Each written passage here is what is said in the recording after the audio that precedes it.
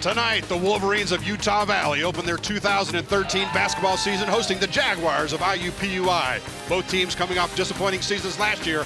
One of them is going to get things started off good this year, and it's coming up next right here on UVU TV.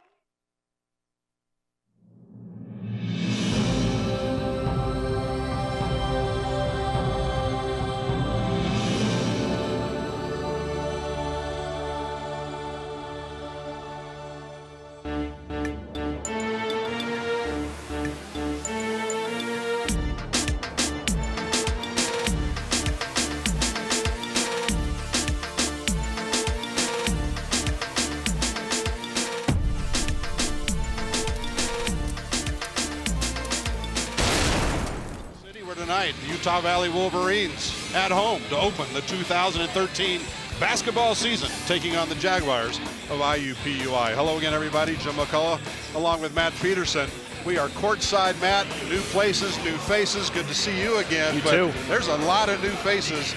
Talk about the new places first, though. Yeah, definitely. It seems like the new normal for us each year, to have change, to have new adjustments coming in. Obviously, the Wolverines joining the Western Athletic Conference. Very exciting time around here. As you said, it's definitely going to be a challenge. Let's see how the Wolverines respond, how they get better in this new conference. And new faces, only 4 returning players for the Wolverines. Yeah. A lot of uncertainty tonight. Big adjustments, 7 new players joining the team. So I think that's going to be something that is going to evolve throughout the season, is the returning players who know the system, who know their responsibilities, how well do they do, and also how do the new players coming into the system, how quickly do they fit, how well do they play? It's going to be interesting to see throughout the season how that meshes. Yeah, both these teams kind of coming off similar situations. Wolverines only won 14 games last year. Jaguars of IUPUI, though, they were 6-26. So a lot of new faces. Key players tonight, Matt, for both teams. Yeah, for the Wolverines, it's got to start at the top. These are your undisputed leaders of the team. Ben Aird, senior.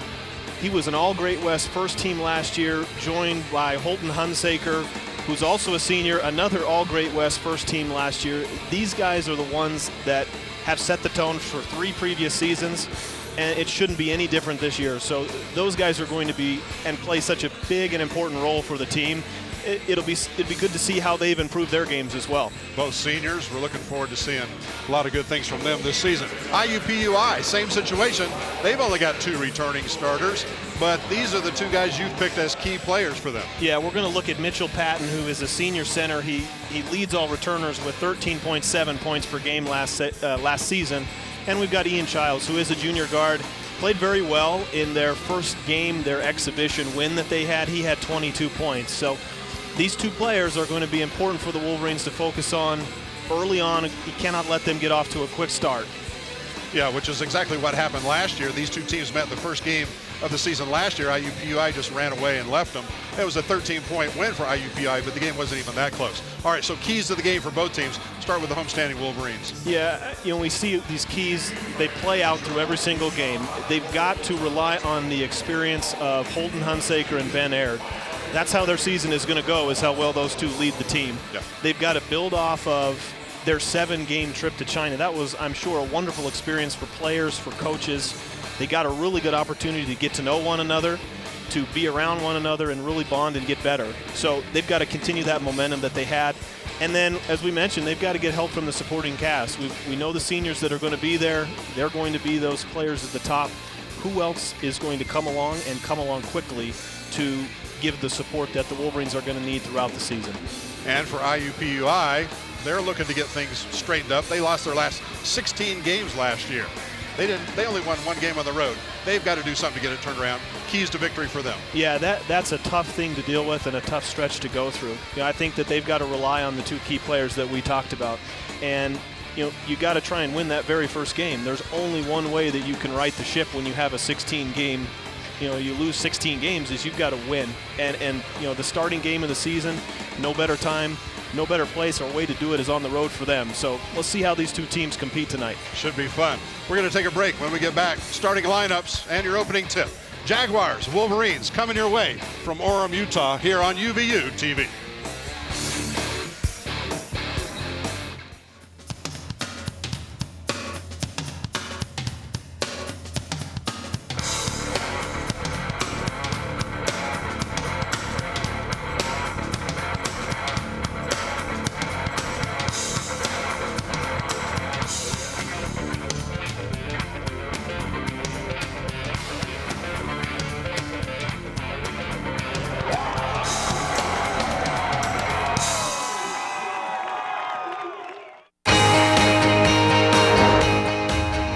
Brave and bold, silver and gold. We're on a mission. Aggie up. Bronx Country just got a whole lot bigger. Mighty Wolverines of UVU. Join the herd. Lopes up. Bold moves, big season, grew up. We are the new gold standard. We will be champions. We are the Western Athletic Conference.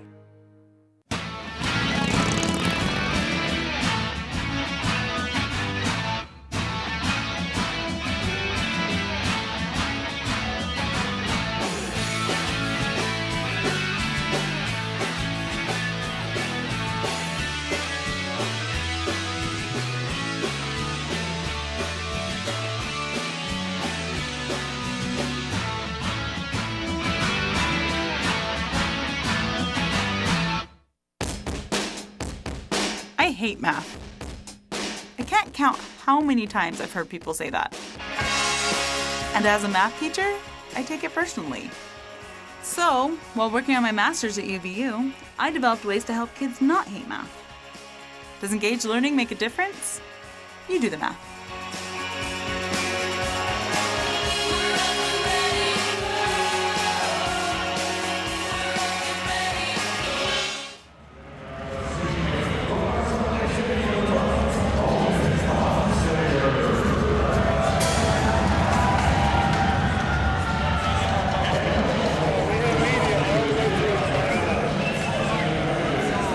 Welcome back to the UCCU Center on the campus of Utah Valley University. You just saw the tail end of the Utah Valley University starting lineup introductions here to the crowd. We'll give it to you now. Joining us just a hair late. Keavi Enos will start at shooting guard. He's a senior, 6'1", from Mesa, Arizona. Holton Hunsaker, another senior from North Salt Lake City, Utah, 6-foot guard. Mitch Brunel is going to start at forward. He's the transfer from Utah State, 6'5". Zach Nelson starts at the other forward position. Redshirt freshman, 6'7", from Yuba City, California. And Ben Aird starts at center, a senior from Bountiful, Utah, 6'9", playing center. Meanwhile, for the Jaguars of IUPUI, Kufu Nagy, Ian Childs, Marcellus Barksdale, Donovan Gibbs, and Mitch Patton are your starting five. Only a couple of those guys saw much action last year. Childs was injured, only played in 4 games, had a toe injury. Barksdale was injured most of the season, only played in 7 games. So you got a lot of rookies out there, Matt, for IUPUI tonight. A lot of new players, a lot of new faces. For the Wolverines, you insert Mitch Brunel, as you mentioned, and Zach Nelson. So it's going to be kind of the theme of the night. New places, new faces. Wolverines control the opening tip. We're underway. 2013 season here in Orem, Utah, on the campus of Utah Valley University. That's Big Ben's got it. Over to the All-American candidate. Now back to Zach Nelson. He'll drive in. Shot rolls around. Good. Yeah, very nice opening play there. They tried to work the ball inside to Ben Aird. Zach made a very nice flash to the top of the screen and just took his man to the hole. Very good opening possession for the Wolverines. Saw Zach Nelson wearing a face mask. Broke his nose in practice this week, so he'll be wearing that for some time, I'm told. Jaguars first possession. Hanging jumper will not go down. Wolverines with a rebound. Nelson, second touch. Trying to get something going, couldn't find anything. They'll swing it back out to Holton. A nice job there of not forcing it. He tried to make a move, wasn't there. Kick that ball out, reset your offense. There's no need to try and force it up. Okay, Avi Enos. Shot clock at 5. Up top to Holton, he'll take an NBA 3. Tip won't go. And Jaguars come down with a rebound. That's Mitch Patton. Barksdale. No call. Wolverines back the other way. Kayabi, layup, left hand, good. Yeah, very nice job. That was a good play defensively from Holton Hunsaker. Surprised there wasn't a charge called there because he took that one right in the chest. But that's what the Wolverines have to do. When you get a turnover off of a defensive stop and you get out and run, you've got to convert. A nice up and under layup from Kayabi. Jaguars missed their only shot. Now they're 50%. Patton buries that little turnaround hook. Yeah, and you see what IUPUI is trying to do when bringing the ball up here. They double-teamed Holton Hunsaker on the out-of-bounds play, so they're definitely trying to get the ball out of his hands. So you'll either see Kayabi bring the ball up or, like he did there, Zach bring it up. Nelson inside. Wolverines by 4. Nelson's got 4. Yeah, beautiful give and go. Zach just dumped the ball off to Ben at the high post. He had it for half a second, and that ball was out of his hands. Very nice give and go between the two big men. Childs.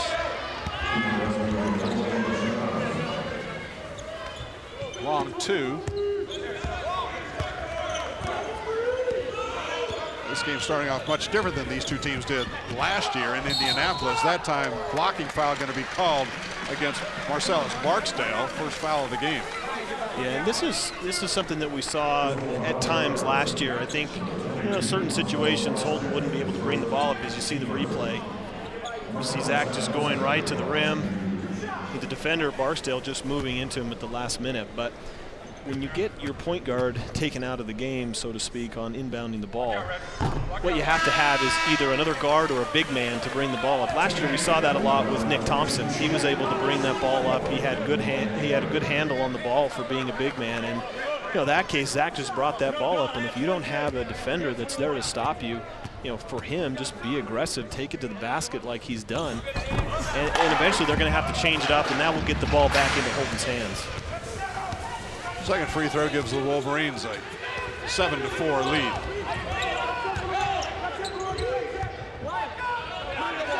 Nagy has it. Low post into Mitch Patton. Back up top to Childs. Good ball movement by the Jaguars. Jumper outside good from Nagy.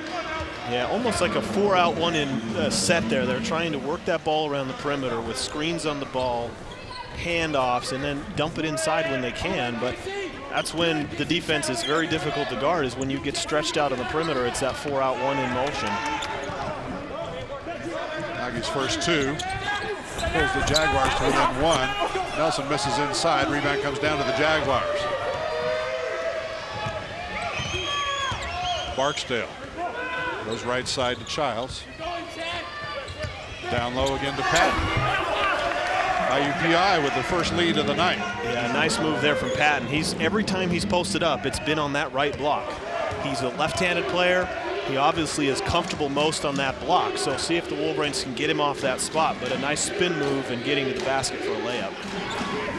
4 straight points for the Jaguars. Hunsaker has it.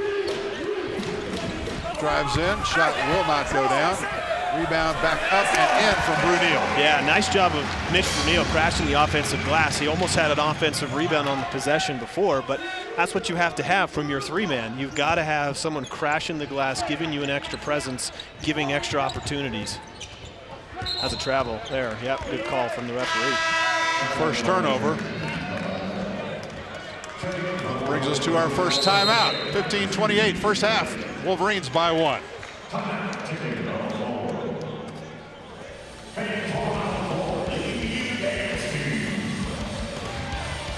name is Tony. I'm a student with UVU Automotive, and this is my classroom.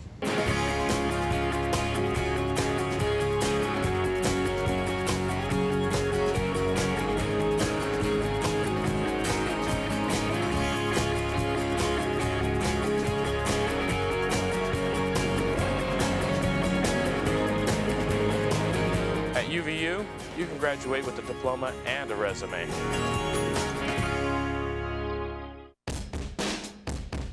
I hate math. I can't count how many times I've heard people say that. And as a math teacher, I take it personally. So, while working on my master's at UVU, I developed ways to help kids not hate math. Does engaged learning make a difference? You do the math.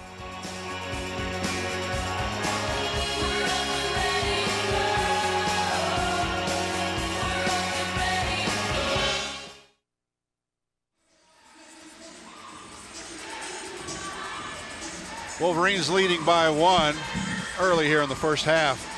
Jim McCullough along with Matt Peterson. In the game last year, Matt, IUPUI shot 55% in the first half. They missed their first shot tonight. Now they made 4 straight. That's 80%. Yep, and it's expected. There's a lot of excitement coming into this first game. So, see how that pans out over the next 5 minutes, kind of take it in those intervals and see how it breaks out. One thing, too, Wolverines last year in that game, they had 18 turnovers. And when you have that many turnovers on the road, it's never a good sign. Tonight so far, granted it's early, we're a little over 4 minutes in, they haven't had a turnover yet. So they've done a great job of taking care of the basketball. Brunel over to Garrity, who's into the game for the first time. Inside to Aird. He missed, tied up on the rebound. It'll be a jump ball. Chad Ross, 6'7", junior transfer, seeing his first action with the Wolverines. He replaced Ben just before we went to that last break for, the last 45 seconds or so. Yeah. It's unusual to see Ben Aird get a break at all. It's nice to have somebody be able to come off the bench. Yeah, he quickly comes back into the game there, but great play out of the timeout, some really good down screens, screens underneath set to get Ben the ball. Childs misses the 3. Brunel pulls down the rebound for the Wolverines. Hunsaker inside, Ross blocked from behind. IUPUI wants to run with it, stolen away by the Wolverines. Garrity is just a lightning fast guard. Brings it back out. So you've got Hunsaker running 1 and Garrity running 2. Puts Brunel at small forward. Chad Ross at power forward and Ben Aird at center. Holton will take a long 3. Nope.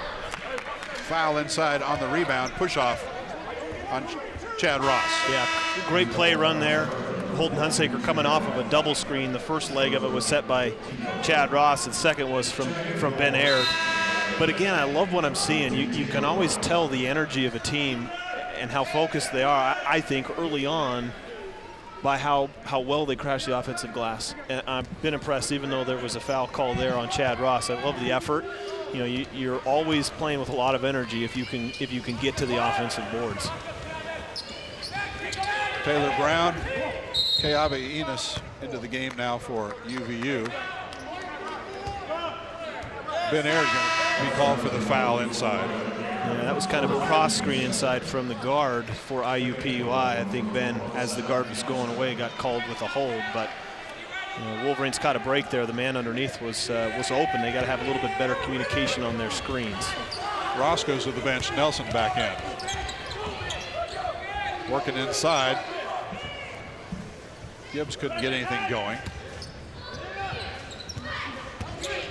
6 minutes deep here in the opening game of 2013 season. Long jumper outside. That one's good from P.J. Hubert. Yeah, a lot of screens on the ball, Jim. A lot of ball screens, a lot of handoffs and movement. And IUPUI, they're coming off those screens to shoot. They're not hesitating.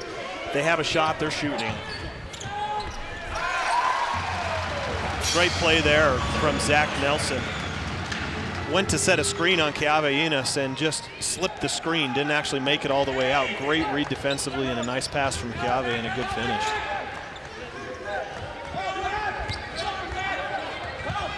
Wolverines up by 1. It's actually 11-10. Score you see on the screen, not correct.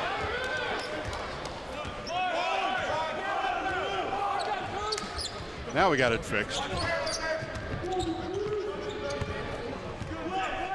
Garrity working. Left side, stolen away.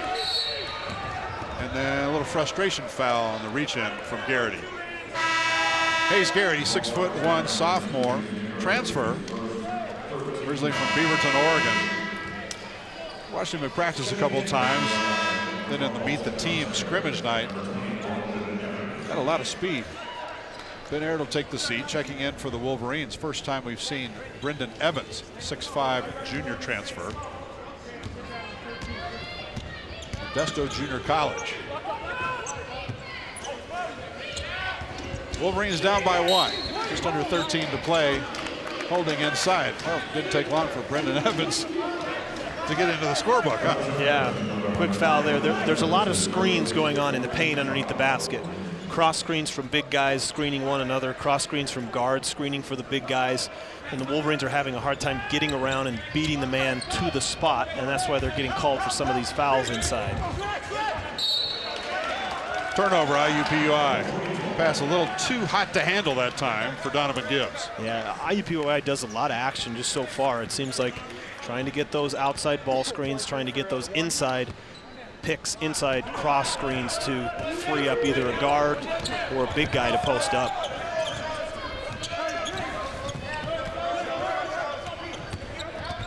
Hunsaker, shot blocked up top. IUPUI on the run. Barksdale blocked it. Wolverines come up with a turnover, coming back the other way. Hunsaker hesitates, throws it up. He's fouled. He'll shoot 2.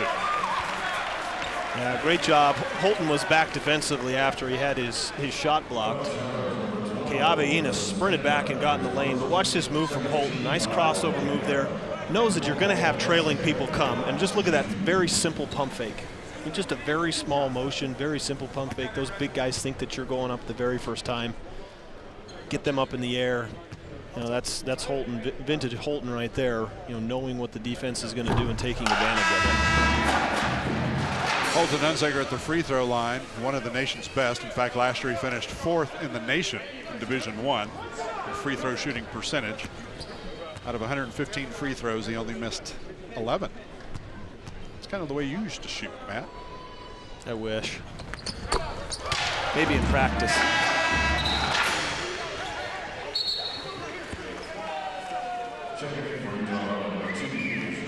Wolverines by 1, 12:20 to play.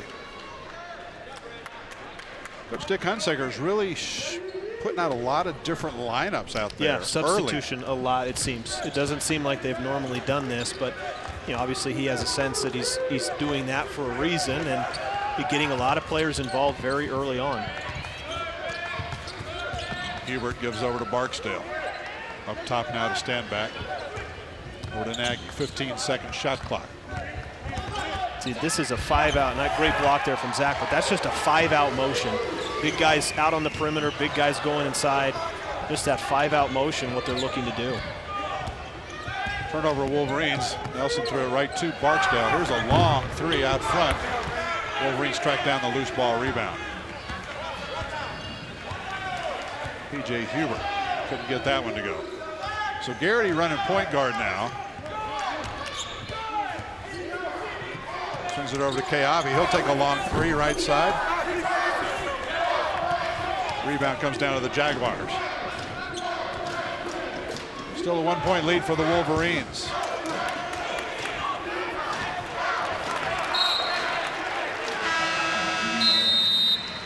That'll bring us to another timeout. Just over 11 minutes left, first half. Wolverines by 1.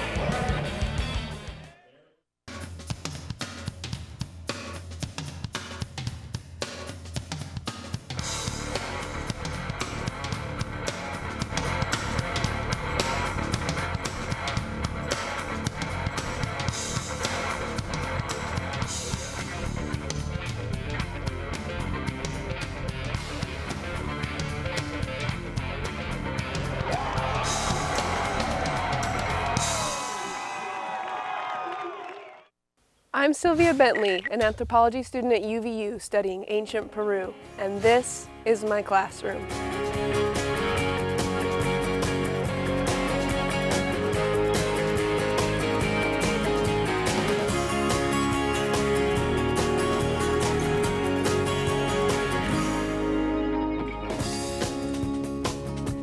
At UVU, I'm graduating with a diploma and a resume. 13-12. Wolverines by 1. Neither team start really looking all that good all of a sudden, Matt, because IUPUI has only hit 1 of their last 3 shots. Meanwhile, Wolverines 5 of 13 shooting. Yeah, I think, Wolverines now have 2 turnovers. I think that there was some really good energy and aggression to start the game. I don't know if it seems kind of frantic is what I'm trying to say. It does seem a little bit frantic out there. You have a hard time faulting that because you've got to play with a lot of energy and with a lot of intensity, but it seems like both teams a little bit frantic. They need to just kind of calm down and let themselves get settled in the game. I think what the officials may be doing here, I had Casey McClellan come over to me just before we came back asking if the 3-point shot that they made, IUPUI a little bit earlier, I don't know exactly when it was, but the 3 that they made, if his foot was on the line or not. So they may be attempting to go back and look at that and see if they can run the video. I'm not sure, but I think that is what they are looking for. Well, let's see. That would have been quite some time ago, really. Yeah, I don't know what they're looking for, to be honest with you. That's what he asked me, but I wasn't sure. I mean, they haven't made a 3. Maybe they counted it. Oh, I remember which one it was. They counted it as a 2. I think they're looking to see maybe if it was actually a 3-point shot. Yeah, Coach Todd Howard probably in their ears saying, hey, it was a 3. Yeah, that's 5-6 minutes ago in the game. I don't know if they're going to go back and look. One of the problems you have here at the UCCU Center is this used to be an NBA developmental league home, and so there's an NBA 3-point line, there's the college 3-point line, and there's the old women's 3-point line. Yep. There's actually 3 lines. The real one is where the 2 tones of wood are different. The light colored wood where it matches up the other color wood. I'm confusing myself. Yeah. Just pick one of those lines. It's the 3-pointer. Inside, Brunel. Nice, well-run play there out of the timeout, getting Mitch Brunel a great opportunity right in the middle. Just came up a little bit short on the shot, but good action. Wolverines doing their own screening inside to get Mitch that open. 11 minutes left. Hunsaker, just 2 points tonight. Another turnover, Wolverines.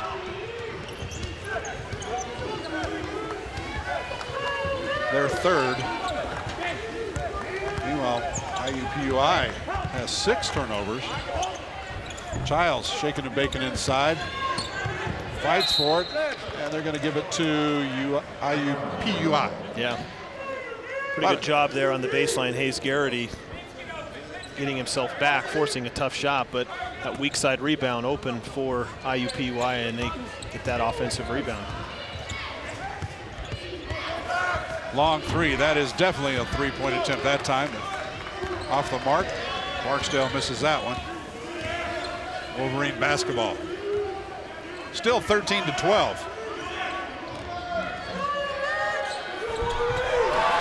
Not anymore.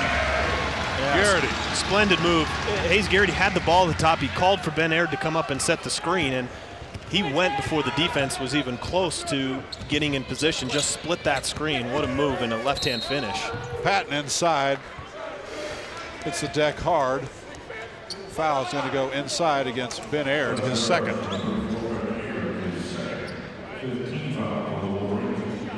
Team foul number 5. About halfway through this first half. Yeah, one of the very first times that we've seen Mitch Patton post up on that side of the block. Ben didn't quite get around. I don't know what the Wolverines are trying to do, whether or not they want to stay behind or whether they're trying to front defensively, but Ben just a second late getting around. That pass was able to be entered and then never able to really recover, forced a foul.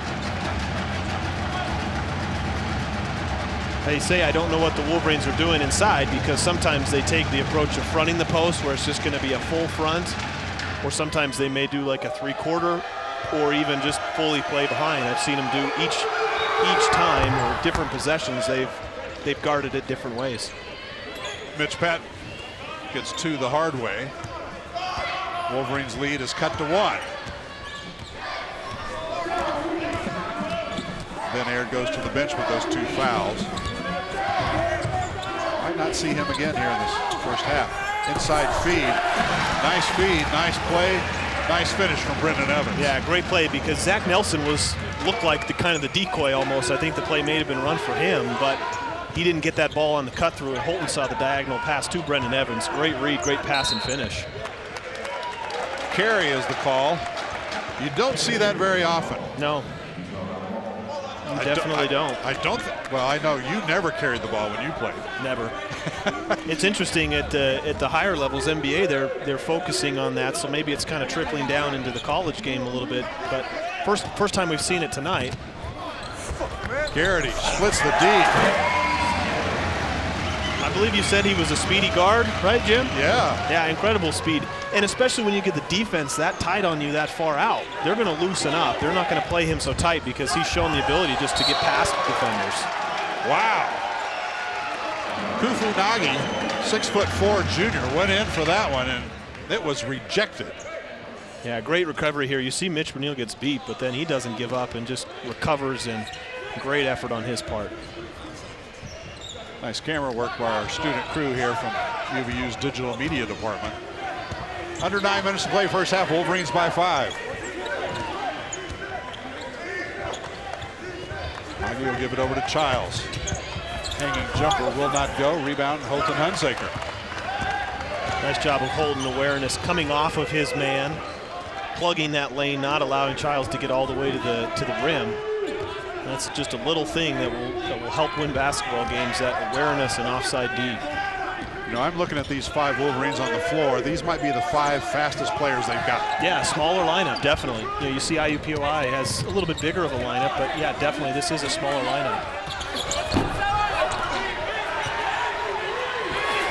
Evans will not be denied.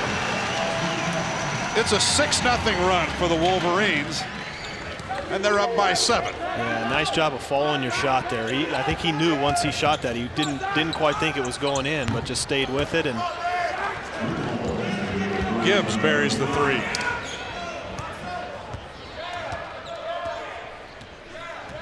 (21-17). Gibbs has 5. Patton, their leading scorer, with 6. Wolverines, Nelson has 7 tonight. He's their leading scorer. And a foul inside brings us to another timeout. We'll be back. This one heating up. Wolverines by 4. They say the devil is in the details. And in here, there are a lot of details. Flavor, color, texture, temperature, presentation. It all has to be flawless. Pressure? Maybe. But with engaged learning, I get a lot of practice. And I'll bet your homework never tasted this good.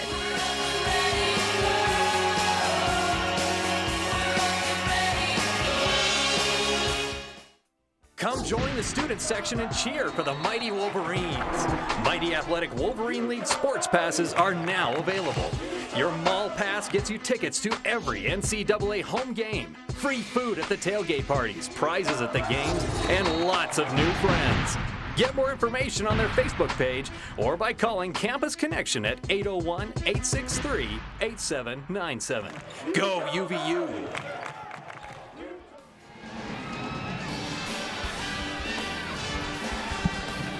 Both teams shooting about 47% here in the first half.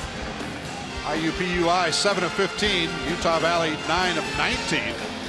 Interestingly enough, 7 3-pointers have been attempted by the teams together. IUPUI's hit 1 out of 4. Utah Valley still looking for their first 3. They're 0 for 3. Rebounds dead even at 9. All right, there's your statistical update. Foul was on Brunel, was it not, partner? It was, yeah. One of the dangers the Wolverines run often is that a lot of times they run guards off of double screens. So, you know, in that instance, Holton Hunsaker was underneath the basket coming off of a double screen, and you have screeners that are trying to set the screens. And the tendency is you see the defender chasing the man who's going to be coming off of the screen, and you want to make sure that you screen him, but at the very last second, or you know, oftentimes you're just not set when you set that screen. It's just a tendency that exists, and that's what happened, I believe, on that last possession where got called for a moving screen. Jaguars from IUPUI. Childs working against Garrity. Can't get it to go. Brunel with a rebound. Yeah, in this lineup, we talked about it, Jim. We might see a lot of this year with, you got a Holton Hunsaker, who maybe in this instance is playing the 2, where you have Hayes Garrity running the 1. That's not something that the Wolverines are used to or that we see. Holton usually is the one to initiate the offense. Foul that time, Donovan Gibbs. Jaguars called. It's only the 3rd team foul called against IUPUI here in this first half. Wolverines have been whistled for 6. 7:14 left, first half. Nelson crashes to the floor. Here come the Jaguars, trailing by 4. That's a 3-pointer. Nope. And a Jaguar player went over the back that time. Yeah. Rich Patton. Good job of boxing out there by Brendan Evans. You know, he's a little undersized, but you see the replay here. When you get position and when you box somebody out, great box out there, great position. You force the defender to go over your back, which is exactly what happened there. You know, you're going to get that call a lot, and just a nice job of boxing out. Pretty impressed with this Brendan Evans. 6'5", junior transfer. Sonora, California is his hometown. Keavinas back into the game for the Wolverines. Brunel's got it. Back over to Holton. Well, they were just smothering Hunsaker tonight. Brunel hits a long 3. Yeah, great job. That's beautiful offense, because that ball gets passed into Mitch Brunel. He passes it out. Immediately when he passes it out, he spaces to the 3-point line off the drive of Holton, and Holton hits him. That's just great. That's great offense, great reading of the defense. And Mitch Brunel with the steal, leading the transition here. Open in the corner, Garrity for 3. Jaguars with the rebound, trailing by 7. Driving to the hole. He'll get to shoot 2. That was Marcellus Barksdale. Keavinas. Yeah, Barksdale with the nice drive here. A little bit late on the rotation. I believe that was Hayes Garrity, and it's called for the foul. One thing I wanted to point out, Jim, is that the Wolverines now have 24 points, and 18 of those points were in the paint. And that last 3 from Mitch Brunel obviously gives them that 3-point shot, but you got to like that. When the majority of your points are inside, they're in the paint. It shows that you're able to get that ball inside. You compare that with IUPUI, and they only have 4 points in the paint. So 2 contrasting styles so far as how they're scoring. IUPUI more jump shots. The Wolverines have been inside play. They actually gave that last foul to Keavinas. Wolverines lead is cut to 5. 6 minutes and change left here in the first half. We're in Orem, Utah, on the campus of Utah Valley University. Brand new members of the Western Athletic Conference. This is a non-conference game. In fact, conference games will not start in the WAC until after January 1st.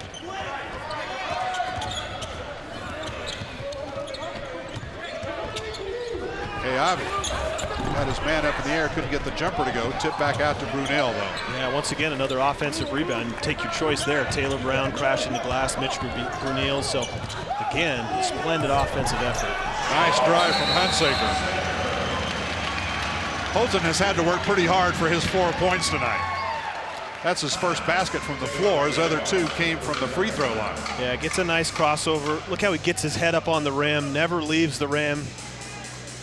Nice finish. All right, let's go to our sideline reporter, Matt Baiamonte.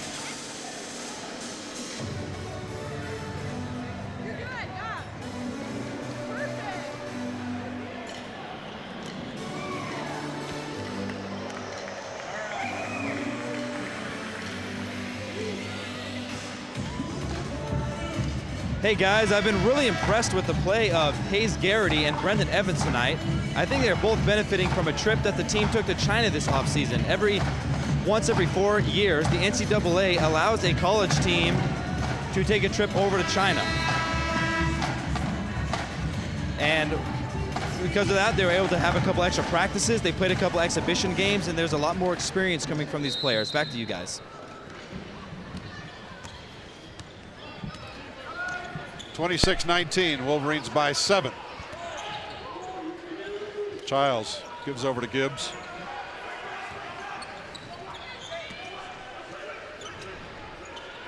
Jaguars playing a perimeter passing game now.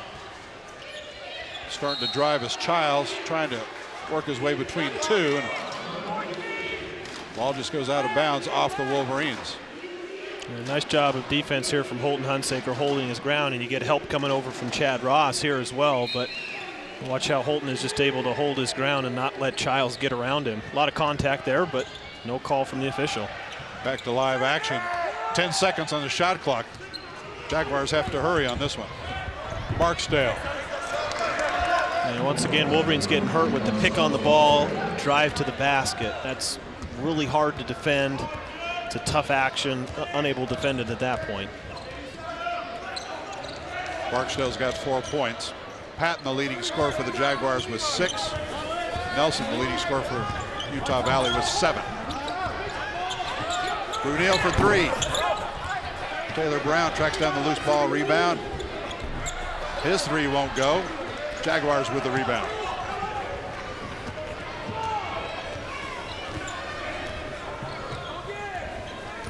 Barksdale works between the circles.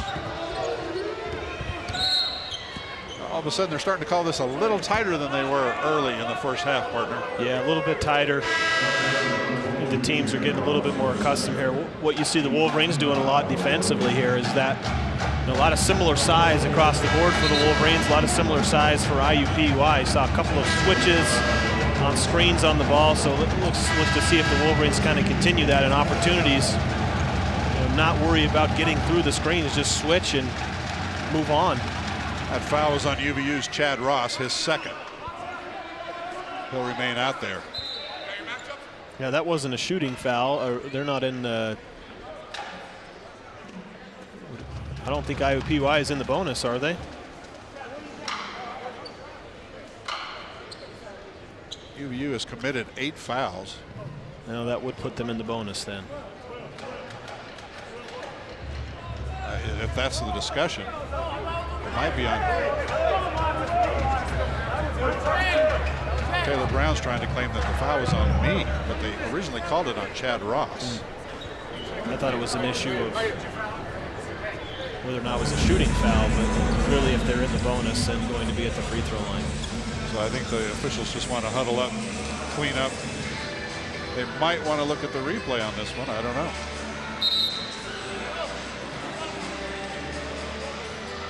.428 to play here, first half. 26-21, Wolverines by 5. Lead has changed hands 6 times in this first half. It's been a pretty competitive game. Yeah, it's been good action. It's been good seeing both teams fighting and competing for every loose ball, every rebound. Ian Childs, 6'1" guard at the free throw line. He'll have another one. Pulls the Jaguars to within 4. Childs has 3 points, just 1 of 7 from the floor.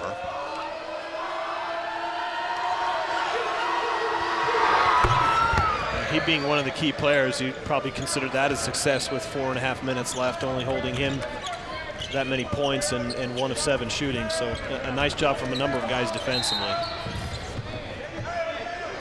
Garrity ends up on the floor. Wolverine basketball.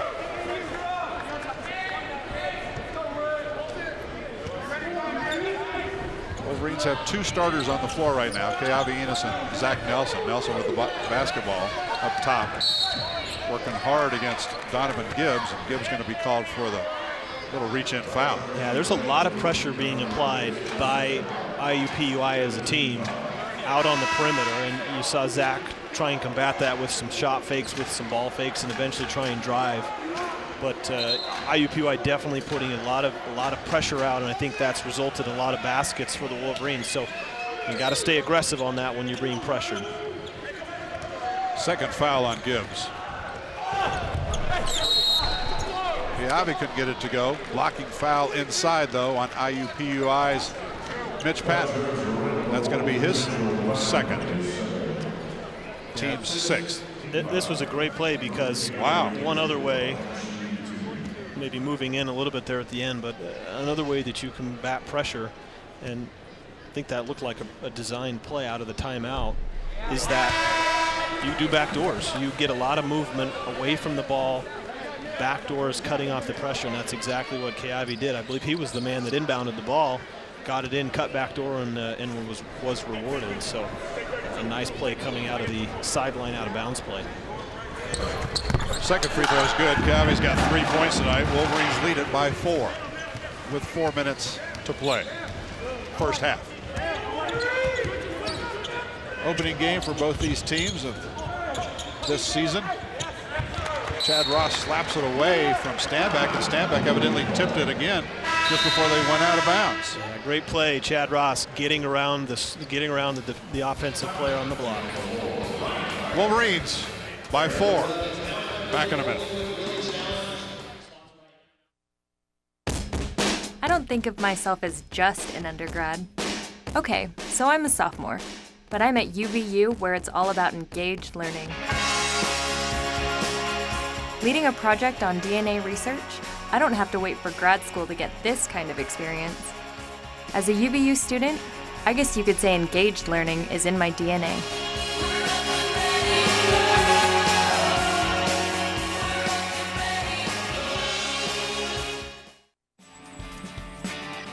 Bus pass, $5. UVU t-shirt so you can impress the ladies, $25.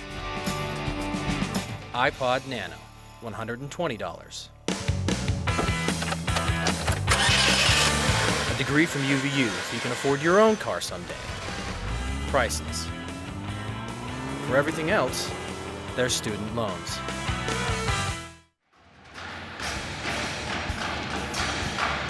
Zach Nelson, leading scorer for Utah Valley here in this first half with 7 points, but all sorts of other Wolverines have scored. Mitch Brunel with 5, Holton Hunsaker 4, Hayes Garrity with 4, Brendan Evans with 4, Keavi Enos with 3.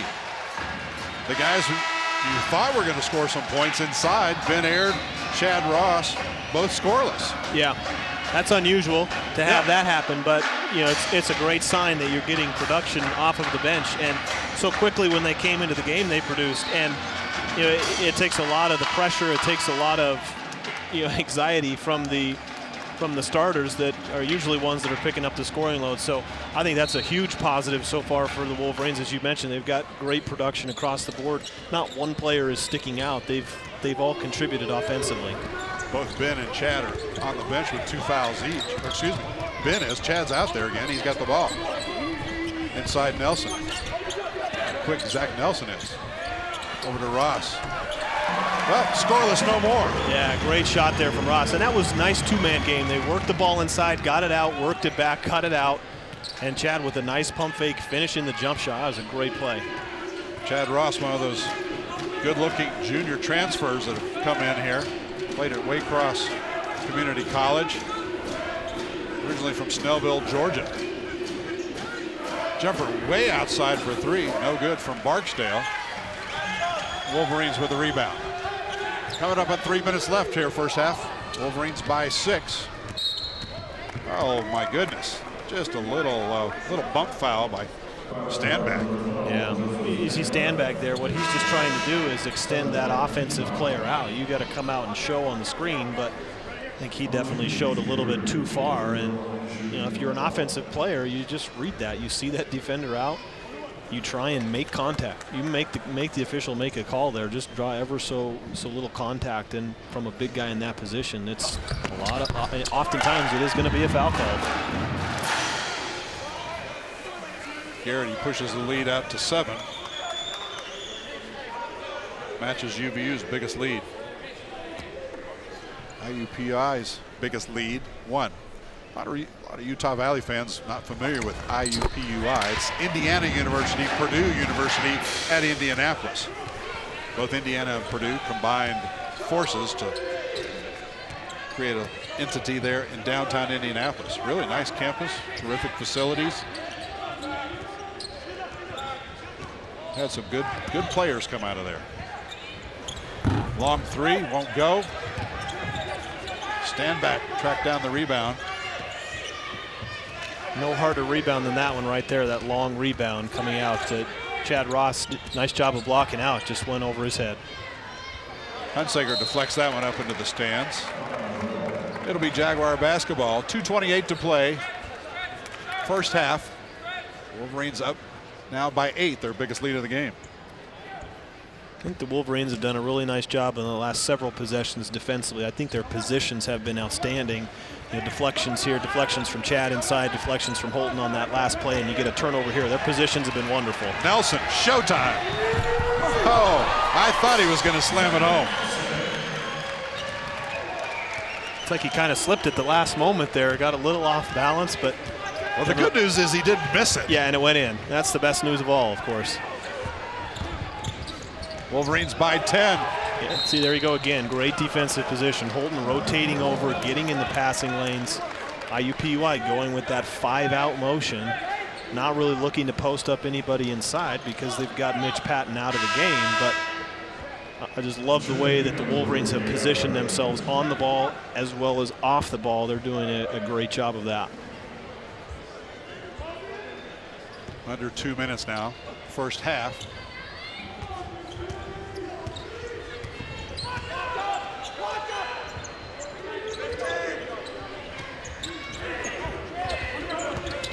Barksdale working against Hunsaker.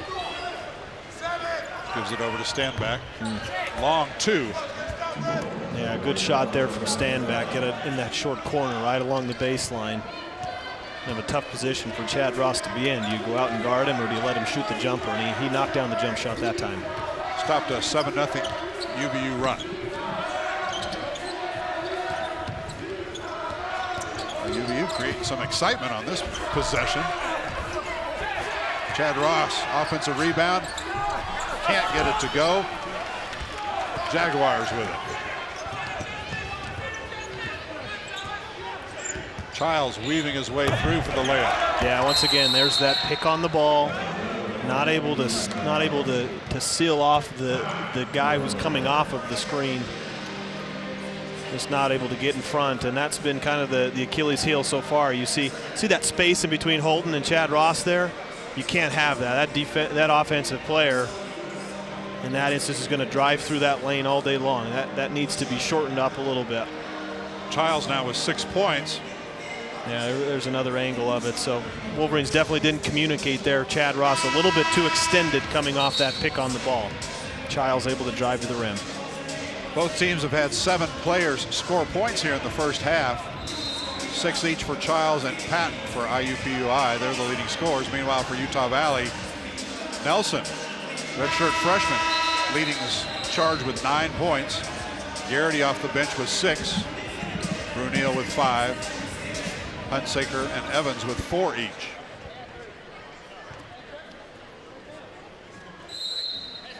See, minute 4 seconds left here, Jim. Let's see how the Wolverines close out the half. They're going to get the ball offensively here. They're going to have a defensive possession as well. So let's see if they can get some points and get a stop also.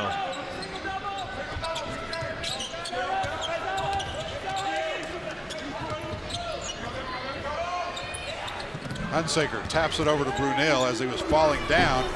Mitch can't get it to go. Jaguars with the rebound. It's a 3-second difference shot clock and game clock here at the end of the first half. 3-point play coming up. Barksdale driving in, fouled by Zach Nelson. Yeah, this is a tough play to guard defensively because you're in transition and Barksdale gets that ball and he's on the move. It's not as if he's standing and then drives after that. He gets that ball on the wing. He is already moving. No chance to recover for that, and out of position, and you get the foul called. Wolverines' last basket came almost 2 minutes ago. That's when they were leading by 10. Then all of a sudden 6 straight points from Jaguars. Wolverines will play, I think, for the last shot of this first half. Leading by 4. Look for Holton with this ball, maybe some type of a pick on the ball. Gonna get down screens. And again, there's just that tiny little bump foul.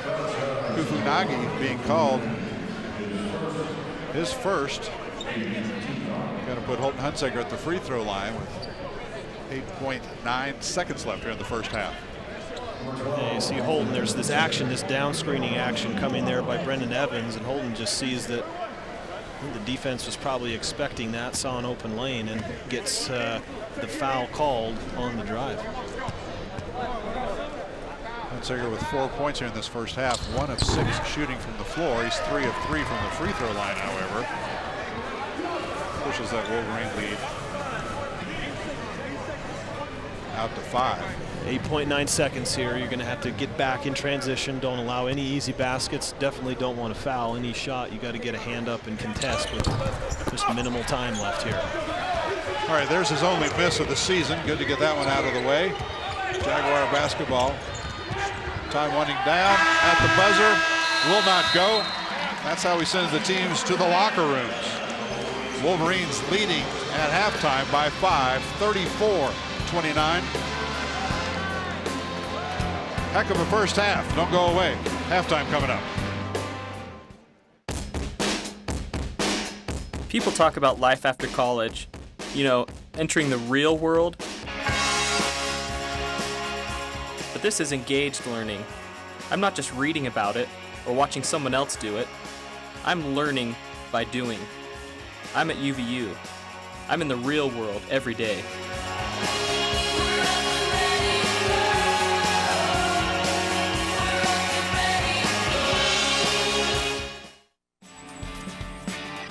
Bus pass, $5.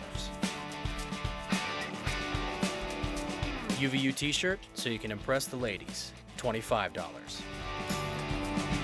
iPod Nano, $120.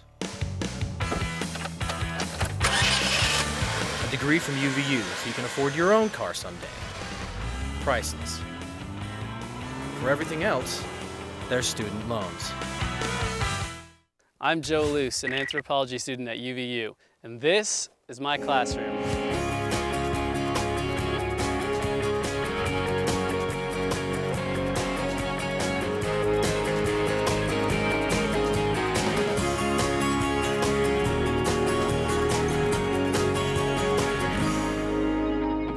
At UVU, I'm sharpening my mind and my skills.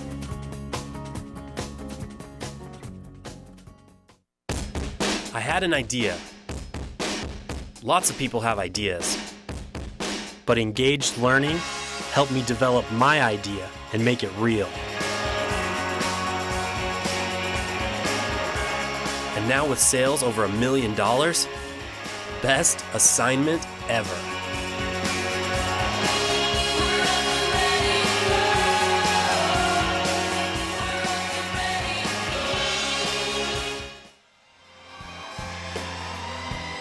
Welcome back to Orem, Utah, on the campus of Utah Valley University. Wolverines leading IUPUI at halftime, 34-29. Kind of a back and forth first half.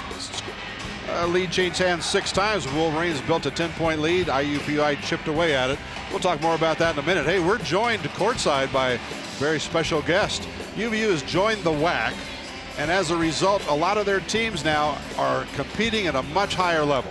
We are joined by women's head volleyball coach, Sam Atoa. And the reason I call him a special guest, Coach, I'm going to brag on you. Just don't listen for a second. This guy's a genius. All his teams have played phenomenally well. This year, you guys started a little rocky. I was worried about you first few games. Now, all of a sudden, 5 in a row, solid second place in the WAC right now. What's going on with the team? It was all planned. I'm sure it was, Coach.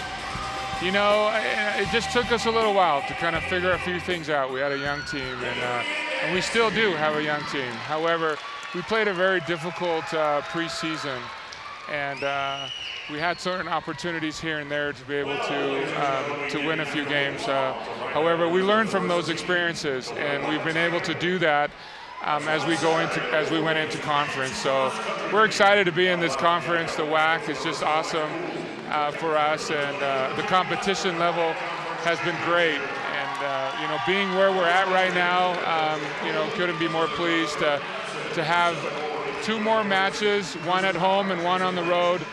And if you know, everything falls in place for us, that would allow us to be able to share for the conference championship. You're trailing currently New Mexico State in the standings by a half a game. New Mexico State 12-2. You guys are 11-3. Who are the 2 games remaining against? Well, both are going to be very, very tough matches for us. We have Bakersfield this next Saturday for homecoming. They did a number on us when we went down there, and so the girls are looking to be able to kind of put together a best match ever for us to be able to, to be successful this Saturday. And we're hoping that we get a pretty good crowd to that, especially being homecoming. And then if we are able to be successful there, then we've got New Mexico State at their place, and that's going to be the toughest match. So the last game of the season basically is going to be for first place. Yeah.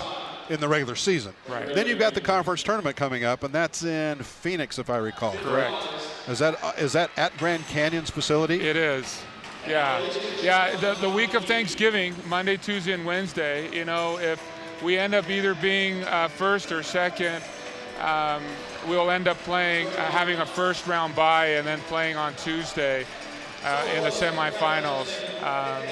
And so, yeah, it is at Grand Canyon. We were hoping that we would be able to host it here. However, that didn't work out. However, being in Phoenix, not that far away. And Phoenix for Thanksgiving, not a bad deal, Coach. Yeah, no, not at all. We got alumni, friends, family there. A couple of the girls are from there. So we hope to be able to get a lot of our fans there to help us. And so I think that, if we, play well on a neutral court, really is anybody's ball game, and I like our chances.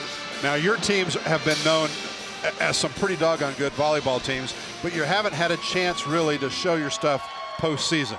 Now, all of a sudden, that carrot's hanging out there. How does that change things with that automatic qualifier if you win the conference tournament? We talked about that from the very beginning, and basically for starting the season, we just, we talked as a team. It's more of why not us? Somebody's going to win it. Yeah. Why not us? And we're not going to sit back and kind of watch other teams kind of have that success. Somebody is. We felt like that we were in a position to be able to do it, so we're going to go after it and see what happens. Coach, 11-3 in the WAC on your very first try in conference play. So far, I'm very impressed. Congratulations on the season thus far. And hopefully in another, couple of weeks, you'll be back here with a big trophy. Okay, thank you. Good to see you. Coach Sam Matoa, women's volleyball team. We're going to take a break. Back with highlights of the first half and your stats. I'm Patty Garcia, a geology student at UVU, and this is Engaged Learning.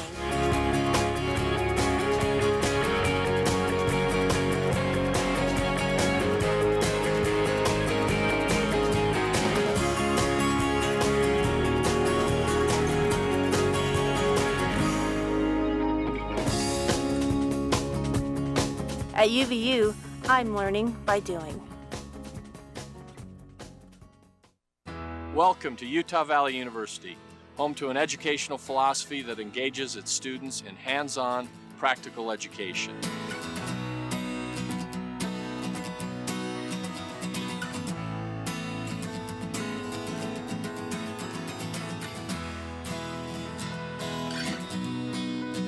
I invite you to learn more about one of Utah's largest, fastest growing, and most dynamic universities.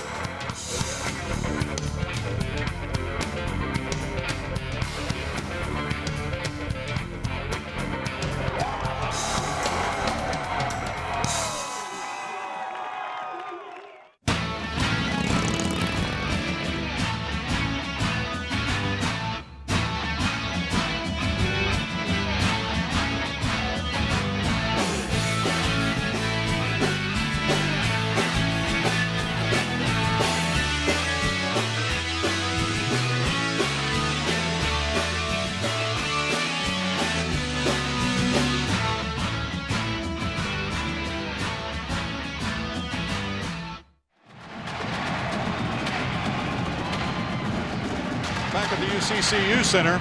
That's the Green Man Group. They are one of the most popular groups ever on this campus here at Utah Valley University, and they've been asked to perform at Utah Jazz games and other places around the country. And I'll tell you what, these guys can really put on a show. And they're not bad drummers either. Not too bad. And in your spare time, you could wear one of those leotards. You'd look awesome. They've asked me to join their group on multiple occasions. I'm sure they have. They just don't have a 6'9" Green Man out there. Yeah, that's All right. Wolverines leading by 5 at halftime, Matt. What do you think of that first half before we take a look at highlights? Well, I thought it was a great team effort overall. Defensively, offensively, everybody that played contributed in some way. You get everybody who played but 2 players. Ben Aird does not play, plays but does not score. Right. And then you have Taylor Brown who plays but does not score either. But everybody else who contributed. A couple things that really stuck out to me. UVU with 22 of their 34 points in the paint. IUPUI only has 10 points in the paint.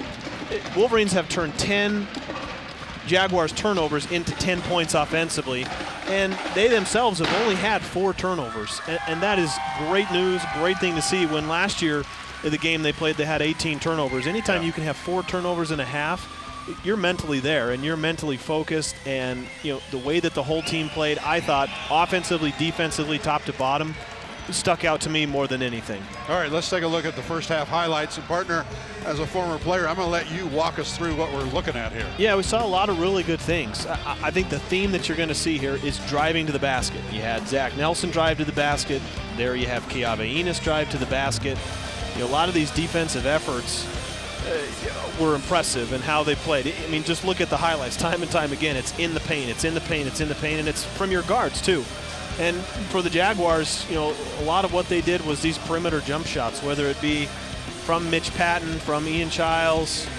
See a couple nice moves here. So overall, a lot of good things that we saw for both teams offensively and defensively. But to me, that theme for the Wolverines was kind of typified in that play we just saw. Drive into the basket. If it's not there, you get that rebound and go back up. Yeah, that was a great block. That was a great block.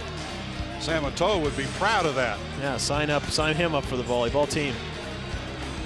And Wolverines, despite the fact that Ben Aird with 2 fouls only got 6 minutes in that first half, did not score, they didn't really seem to drop off in intensity. I didn't think so at all. And that, what I was saying, that to me was a huge bright spot because a lot of people came in, a lot of people contributed. See a nice move there from Hayes Garrity, but time and time again, it's in the paint. So I think we have 2 styles contrasting each other offensively. You have the Wolverines who are looking to get that ball inside and who have got the ball inside. And then you look at IUPUI, as I mentioned, they only have 10 points in the paint. So to me, it's going to be a lot about the perimeter game with them. They've got, 1 of 8 are the Jaguars from the 3-point line. Wolverines 1 of 7. So neither team shooting really well. So what gives in the second half? Are the Wolverines able to continue getting things inside? Is IUPUI going to still shoot the jump shots as their primary offense? And who's going to be more successful at that part of their game in the second half will be very telling.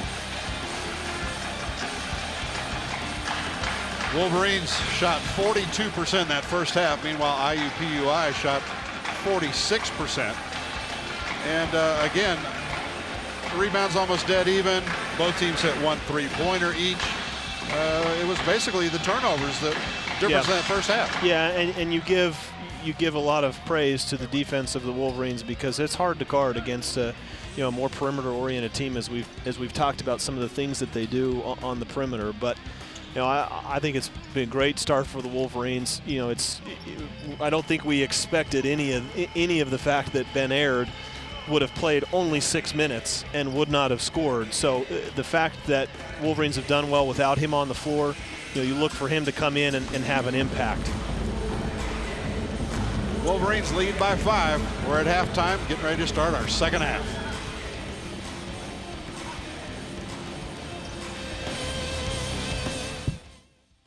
Welcome to Utah Valley University, home to an educational philosophy that engages its students in hands-on, practical education.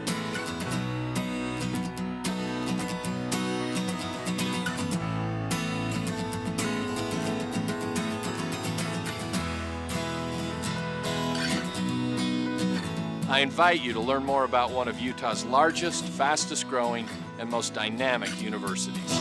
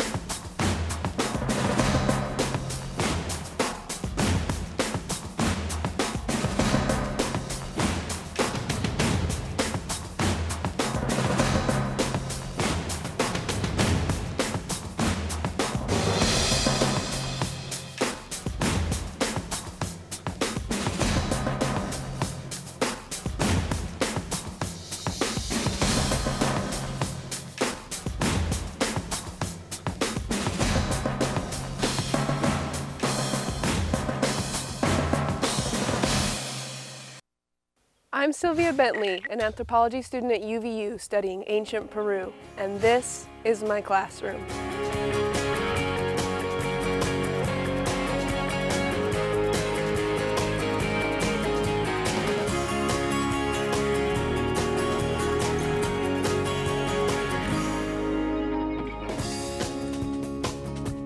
At UVU, I'm graduating with a diploma and a resume.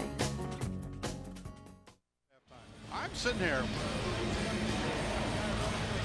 You're looking at Brendan Evans, one of the very bright spots here in that first half for Utah Valley University. Brendan Evans, one of the newcomers. We mentioned in our pregame show, Matt, 7 brand new players for Utah Valley. Never put on a UVU uniform before. And a lot of those guys looking pretty good. Yeah, come right in, contributed, been a part of the action, been a part of the game. And the positive thing that you see throughout any sports season that I notice is you see a lot of improvement throughout the year typically.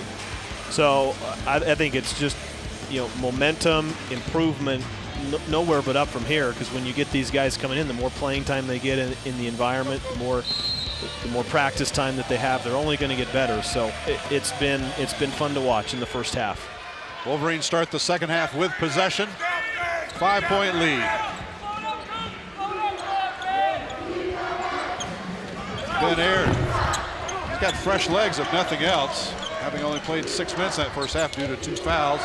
That time Nelson missed Ben inside. Yeah, and they were clearly trying to go to Ben early there because they ran a couple of screens inside, tried to get him on a duck in. He came out, had the shot, so and not a good angle to pass that ball in from Zach for the turnover. Whistle inside, going to be against Keavi Enos. His second. It seemed like for about the first 8-9 minutes of the first half, the officials let him play. There was a lot of bumping that they weren't calling. Then all of a sudden, everything was being called. Driving shot will not go down that time for Donovan Gibbs. Holton Hunsaker brings it up court for the Wolverines.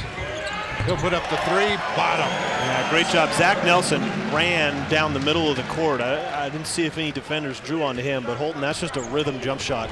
You just time your feet, get the shot in the pocket, and it's up and going. Mitch Brunel holding a forehead after a collision inside. Wow, he has already got a goose egg. Yeah, that is not good. We can see it from here. You see the drive there from Childs, but Mitch Brunel definitely a very large goose egg on his head. No blood. That's the good news. You can't see it there. It's just above his left eye on his forehead. And my goodness gracious, I have never seen a goose egg pop up that fast, that big. Yeah, Mitch, turn around to the camera, bud. Yeah, I think they need to get the trainer out to him because that, he's aching it. It's, you see a view there. You can see it sticking out right on the side of his head. It's getting bigger too. It is. It's getting bigger. That has got to hurt. Childs at the free throw line. Brunel stays in there. It's a tough kid. I don't think the bench knows about it. I don't think any of the Wolverine player or staff knows about that, but he seems to be okay. I didn't see if that was from an elbow or a hand or what. It had to be an elbow that hit him that bad. So a lot of toughness being displayed by him right now. Third foul, by the way, against Keavi Enos. Inside, Nelson. Yeah, picture-perfect execution there. You get Mitch Brunel running along the baseline. Holton hits him with the pass, and there's just action, screening action going on inside. And a nice possession offensively. Nice feed inside. Mitch Patton finishes off that one. Yeah, and here's a first, Jim. You get a full-court press. Let's see how they trap it. Wolverines got an advantage. They just need to attack this here if they're going to face that trap. Brunel, baseline drive is blocked.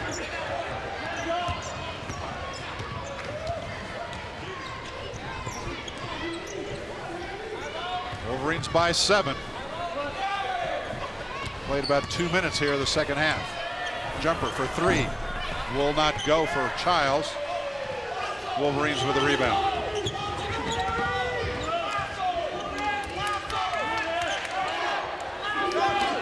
Holton Hunsaker now, 2 of 7 from the floor after that last 3-pointer. It was his first one of the night. Ben Aird finally gets on the scoreboard. 17:45 to play in the game, his first 2. If you join us late, he's only got 6 minutes in that first half, picked up 2 fouls, went to the bench. Yeah, that play was virtually the same action that they had a little bit earlier. A baseline move under, a screening underneath, and another good finish from a Wolverine big man. Gibbs hits the 3. Wolverines lead is just 6. Well, no secret, IUPUI is probably looking like they don't want the shot clock at all in the second half. Yeah, putting it up quick. They're going up a little more up tempo and not afraid to shoot it. Any player not afraid to shoot it. Speaking of which, big Ben Aird, 6'10", taking the 3, missing that one. That'll belong to Jaguars of IUPUI. Yeah, Coach Hunsaker not pleased with that shot, and I don't think I would be either, because that was definitely a forced shot, not within the offense, and just wasn't focused enough on that shot and came up well short. So you get the substitution, Brendan Evans coming in. Nagy trying to drive around. That time, Brunel gets the foul. Yeah, and kind of what we saw from the Wolverines a lot in the first half, where they would be pressured and drive. That's what IUPUI has done. Wolverines have extended their pressure a little bit, and you see a lot of driving. You just tic-tac what they're calling with the hands. You got to keep your hands off of the offensive players. Hunsaker hits the deck hard after a contact from Barksdale. Charge is going to be called. Barksdale's second. Yeah, watch this position. Watch how low he stays to the ground. His feet are moving, and he takes that right in the chest. He's unbelievable at taking those fouls. Now I know people at home are going, look, if his feet are moving, then it's a foul against Hunsaker. Yeah, I meant maybe more his feet were moving into position. His feet looked like they were set, but my point was he was moving with his feet. It wasn't, low to the ground, feet were moving, and I mean, that's an offensive foul. He took that right in the chest. Dish off inside. Nelson tried to feed over to Evans. Foul going to be called against the Jaguars. That one's going to go against Kufu Nagy. Yeah, these last couple of possessions offensively I've loved, because I've really liked what they're doing. They're setting great screens. They're getting their offensive motion moving very, very well. It's been very crisp to start the second half. Nagy's second personal. 2 fouls this half against the Jaguars, 3 against UVU. 16:30 left in this one. All right, let's go to our sideline reporter, Matt Biamani.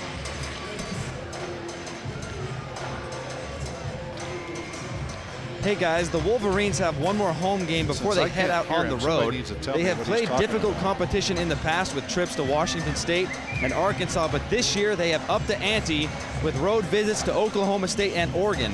The Cowboys of Oklahoma State are currently ranked 12th in the coaches poll, and they are led by a sensational soft junior guard in Marcus Smart. Had he declared for the draft last summer, he would have been a top 5 pick, so that will be a very difficult challenge for the Wolverines. Back to you guys. Thank you, Matt. We got a lot of Matts here. Matt Peterson. I've called him Biamani. I think it's Biamani.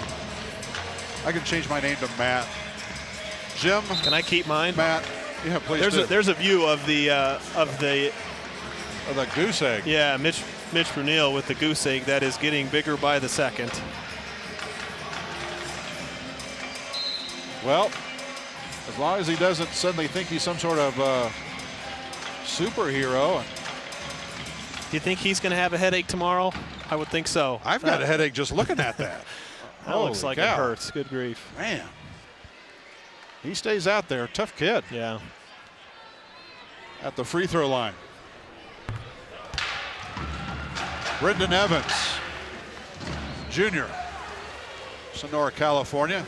His dad played basketball at Washington State. Got some good bloodlines. Yeah, he plays tough. You know, he is a tough player. He's not afraid to get his nose in there from the first, 24 minutes as we've seen him play. He's not afraid to be inside. 6 points, 3 rebounds. Jumper outside, no. Hunsaker with a rebound. UVU's biggest lead in that first half was 10. Jaguars did lead a few times by 1. That's when the lead was seesawing back and forth. Lead changed hands 6 times in that first half. Whistle away from the ball, going to be called against Utah Valley.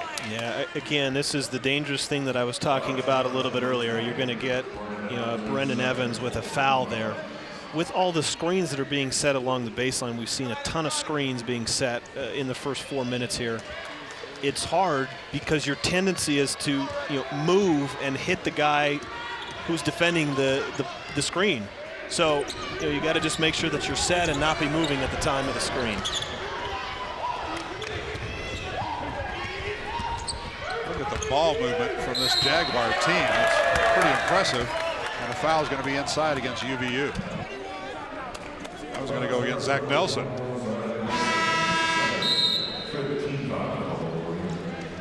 We got him on the arm.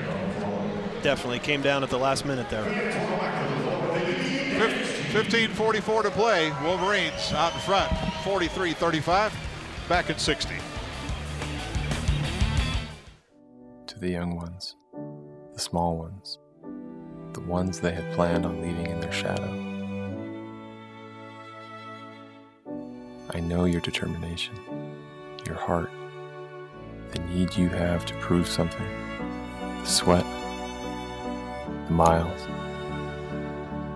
the hours that stretch into days and nights and years. I know because I've been there. And now is ours. The earth and the sky are ours. And this is where you belong. Join us. We're waiting for you. And so are they.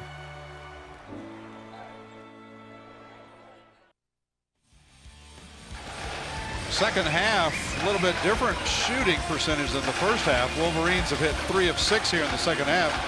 Obviously that's 50%, but IUPUI having a tough time at just 28%. They put up 7 shots and only made 2 here in the second half. Jaguars of IUPUI at 46% shooting in that first half. 43-35 though, Wolverines out in front.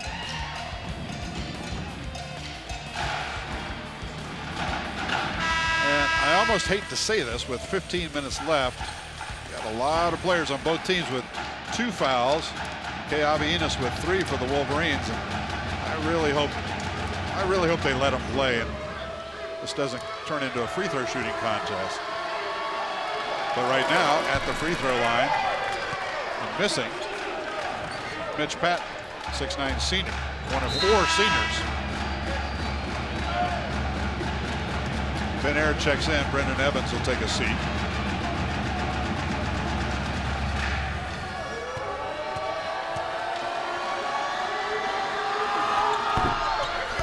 Patton gets a second one down. Wolverines lead is 7. This is the first of 2 home games to start the season for Utah Valley. They'll play again Monday night,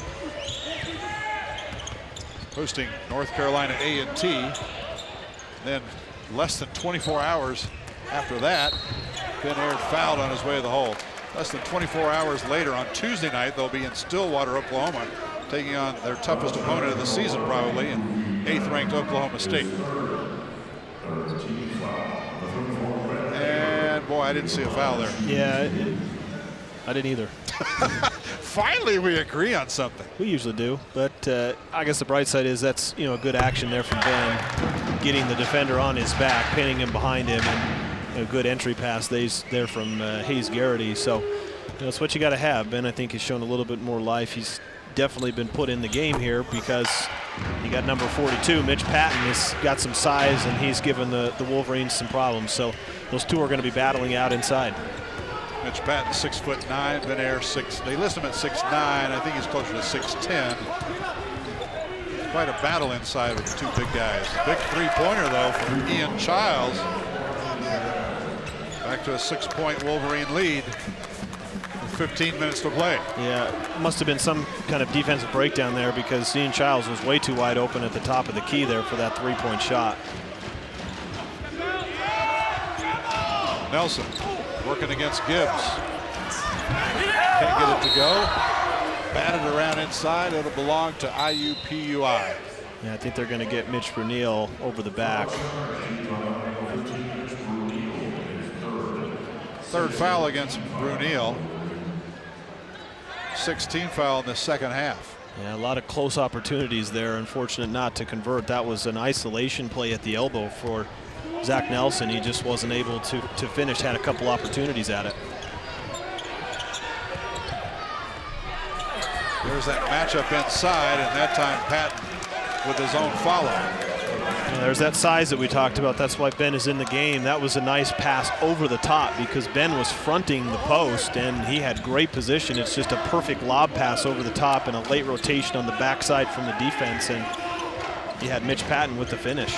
And you pointed out many times that in that first half, UVU outscored them in the paint 22-10, and now all of a sudden it's like IUPUI is trying to go in the paint, although Hunsaker hits that one. Yeah, that's a nice shot there from Holton. Off balance, off one leg, but yeah, exactly right. They've shot the ball from the perimeter, but they're trying to get it inside a little bit more, and they've had success when they've done so. See this battle inside. You get these shots coming from the perimeter. A nice job of blocking out. Hunsaker with his 3rd rebound. Garrity shaking and baking, and got called for the travel. Yeah. Trying to do a little bit too much. I mean, I think his initial move was good, but no need for the spin move there. You had the defender, Ian Childs, right in perfect position. That's one where you just, you take your loss there. You weren't able to beat the defender, pull that out, and set up your offense. UVU's lead is 6, 13.5 to play. Inside, Barksdale will shoot a couple. He was fouled that time by Zach Nelson. Yeah. His 3rd. Yeah, you see the replay here. Definitely more attention and a really nice spin move there from Barksdale. Not sure if I saw much of a foul there either. Goodness gracious. But the Jaguars definitely making an attempt to get that ball inside, whether it be from trying to work the ball into Mitch Patton, or you get moves like that from perimeter players getting it inside as well. Nelson will take a seat, replaced by Evans. Well, now you've got 3 Wolverines with 3 fouls each. Keavi Enos, Mitch Brunel, and Zach Nelson. Yeah, and IUPUI is already in the bonus, so that's going to be 13.5 minutes of every foul going to the free throw line. So that's unusual to see. 6.5 minutes into the second half, the team's already in the bonus. So Wolverines have to pay extra attention that they don't get any type of cheap fouls, because then they go to the free throw line. Keavi with a jumper, good. Yeah, a couple really nice moves there from Keavi. I love seeing that as a basketball fan, is when someone can fool the defense with a couple quick moves, whether it be a shot fake or a ball fake, and a couple really nice moves there from Keavi, and a needed bucket too.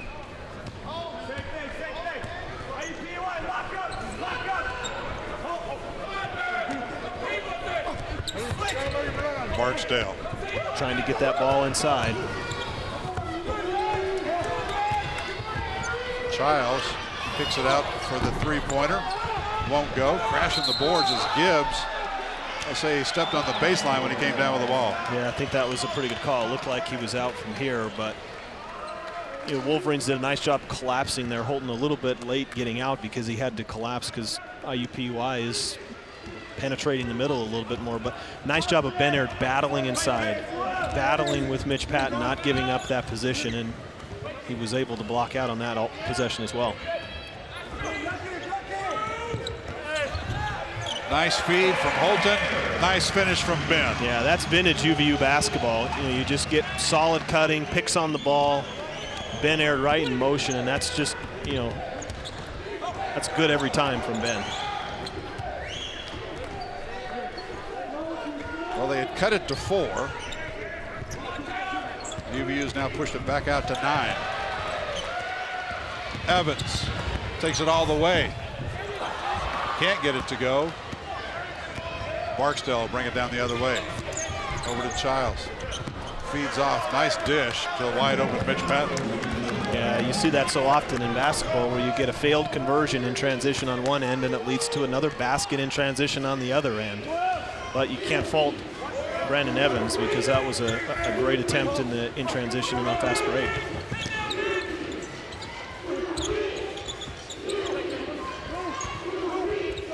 Long 2 from Ben Aird. Taylor Brown with weak side rebound. Out to Keavi, hesitates, drives, and a nice finish. Yeah, very nice finish there from Keavi. That's not something we normally see him do, drive and finish left-handed at the rim, but he's given him a couple of key baskets here, and great finish there offensively. Keavi's got 7 points. In and out that time for Childs.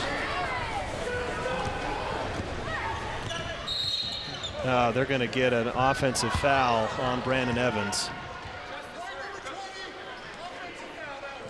Trying to get position early? Yeah, trying to get position early. Tough to see. I just saw the end of that after they called the foul. We'll have to see a replay of that. Just under 11 minutes left. Wolverines leading by 9. I had an idea. Lots of people have ideas. But engaged learning helped me develop my idea and make it real. And now with sales over $1 million, best assignment ever.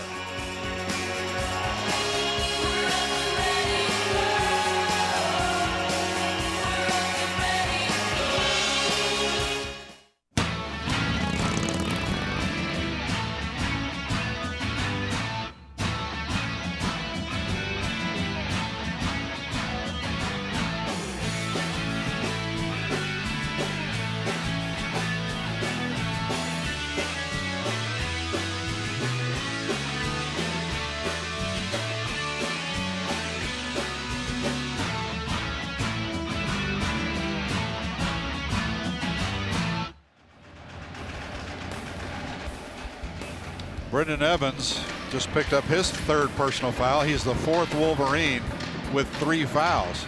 Meanwhile, for the Jaguars of IUPUI, just 1 player, Najee, with 3.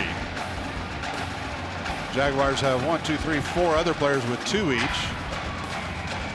Ben Aird has 2 for the Wolverines. So, yikes, this one is setting up for kind of a weird finish, I think. Yeah, free throws are going to play a critical role. I think how well each team defends inside and in the paint is going to be a key role as well.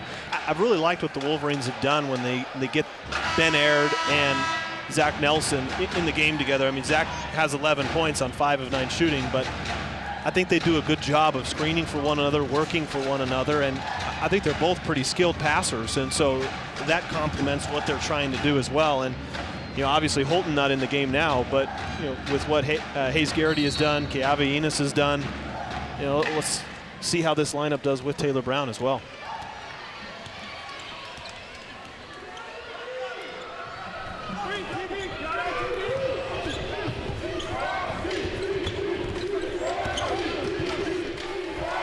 Najee could not get it to go. Zach Nelson with a rebound for UVU. Yeah, I think that's going to be key right there. How well the Wolverines can defend the drive. Nice job there, forcing a miss or getting a miss, but how they defend it's going to be big in the last 10 minutes.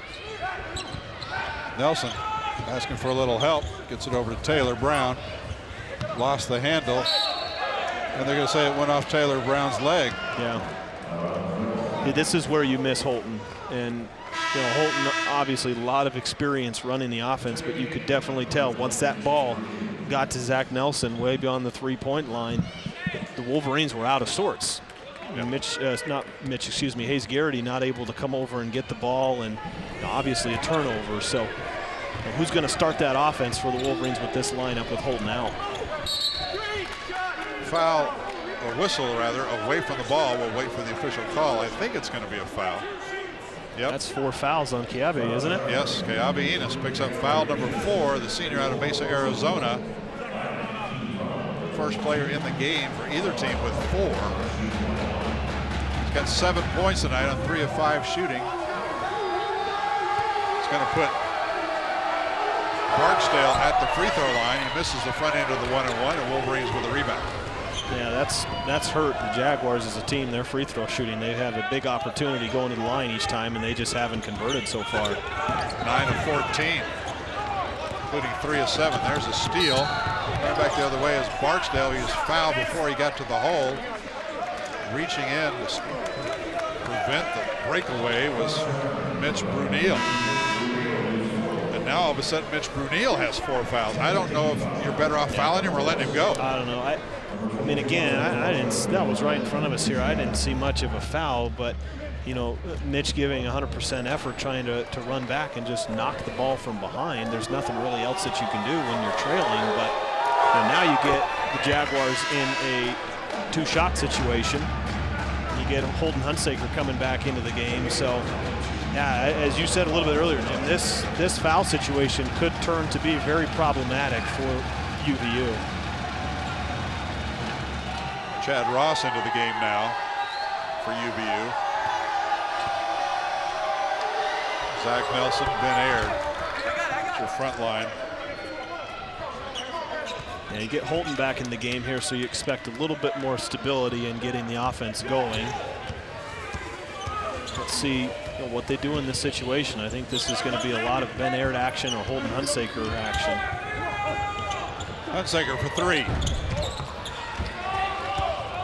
Jaguars with a rebound.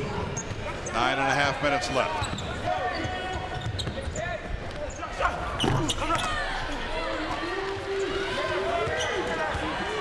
I think the Wolverines have done a really nice job in this game so far, not giving up a lot of offensive rebounds either. They've done a pretty good job on the defensive glass. A lot of times it's their guards, like in that instance where Holton is rebounding down. Goodness gracious. That time, Marcellus Barksdale called for the little reach in. Said they got him on the wrist.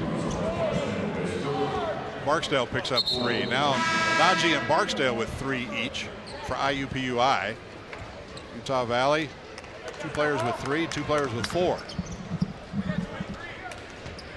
Yeah, there's a lot of swiping going on out there. So swiping, yeah. The Wolverines, you got to make sure that you've got a great grasp on that ball. Keep that at your chin. Don't be careless with it.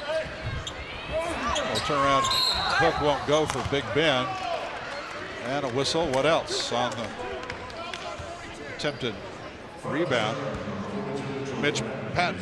Yeah, that's bread and butter for Ben. Once again, just comes up a little bit short. A definite foul on the 3rd effort there, I think it was. But that's what the Wolverines can do with Ben in the game. We haven't seen IUPUI be able to, in the last several possessions when Ben gets that ball inside, be able to defend. So you got to set good quality screens on the inside, get him those positions, and Ben's been working pretty hard to get those places on the court where he's got the ball. 3rd foul against Mitch Patton. Barksdale, Patton, and Najee with 3 each.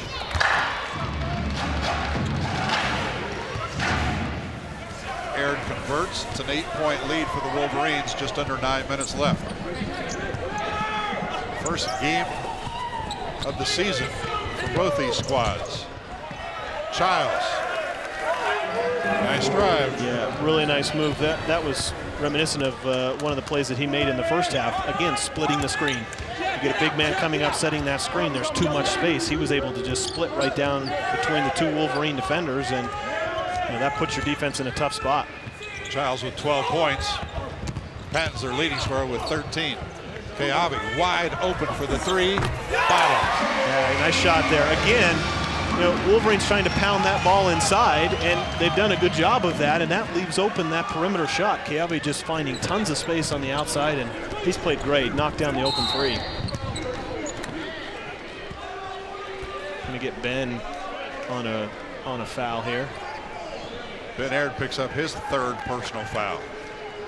All right, normally you like to run down the points these guys have, but yeah, I mean, geez, I don't know where the foul was there. I guess they called it that he pushed Mitch Patton in the back, but I didn't see much pushing or contact there. Ben was trying to give space. I don't know. Interesting call there. Aren't they all at this point? All right, 4 fouls on Keabi Enos, 4 on Mitch Brunel, 3 on Ben Aird, 3 on Zach Nelson, 3 on Evans. That's just UVU. Yeah. IUPUI's got 3 guys with 3 fouls. If this thing were to go on overtime, you and I got to suit up, pal. I'm game. Yeah, I'm not. I wouldn't be any good, but I'm game. Once again, another missed free throw, another missed opportunity. Let's Wolverines see how they convert on the offensive end. 8-point lead, just under 8 minutes to play. Turnover, Wolverines. Their 7th in this second half. Shot won't go. Evans with a rebound, and they'll say he traveled going to the floor. He kept his dribble the whole time. I don't know where they got a travel out of that. That was called from the back official who wouldn't have had the proper view of it. He dribbled that ball the whole time. Well, when we get back from the break, maybe we'll have an interesting replay to look at. Wolverines by 8.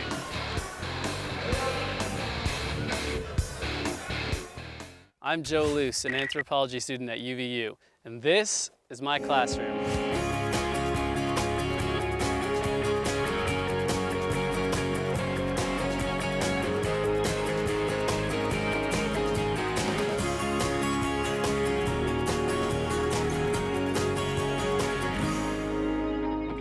At UVU, I'm sharpening my mind and my skills.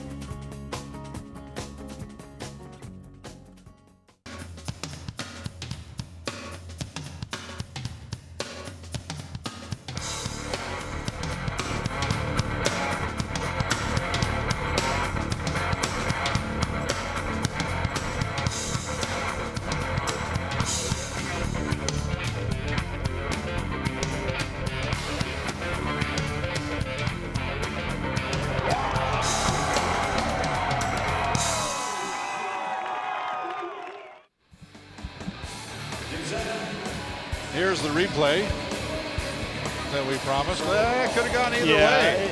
He did keep his dribble, but there I thought the whistle had been blown before that, but I thought he was dribbling that ball. It does look like he did take 3 steps, so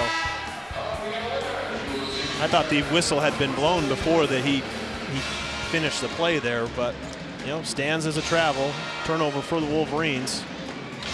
Jaguars ball.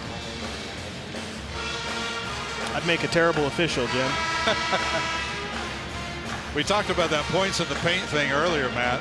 Both teams, second half, 8 points in the paint each. Yeah, Wolverines have slowed down a little bit from what they had in the first half, and Jaguars have picked themselves up a little bit. And turnabout is fair play. That time, Nagy. Yeah, here we go again. We've seen this once before, full court pressure. So looks like a 1-2-1-1, maybe 1-2-2 type of press.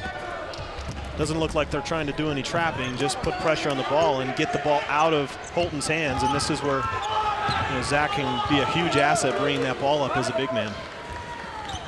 Zach Nelson, 6'7", redshirt freshman. Good job handling the ball. And although, as soon as you say that, Wolverines turn it over. Yeah, the Jaguars have been, the last couple possessions, done a really nice job of, I think, almost reading the plays, you know, knowing where the ball is going to be passed, and they've jumped into the passing lanes. Wolverines have been a little lazy with their passes, and they've turned the ball over. Floater from Childs won't go down. Back up, attempt will not go. And Mitch Patton holding a finger, I think.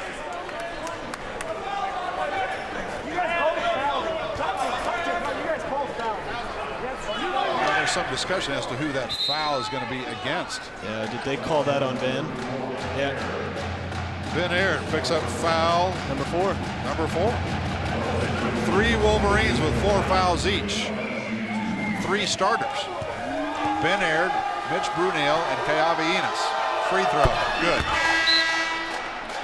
I wonder what the record is Wolverine-wise for fouls and a half, because they've got to be approaching it. I mean, they've, as we mentioned, they've been in the bonus at 13 and a half minutes left in the second half, and 12 fouls this half. Yeah, and they still have 7 minutes and 11 seconds left. So and they did a nice job initially of forcing the ball, a missed shot from Ian Childs, but you know, that offensive rebound just really hurt the Wolverines on that possession. The lead is down to 6. 7 minutes left.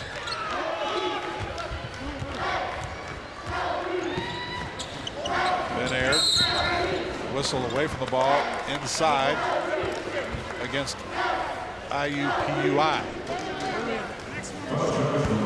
Yeah, you're going to, Holton Hunsaker was coming off or going down almost like a UCLA cut without a pick down the lane line, and number 11, Josh James, tried to chuck him a little bit, knock him off of his line, and gets called for the foul. His first shot from the corner for 3 won't go. Jaguars with a rebound.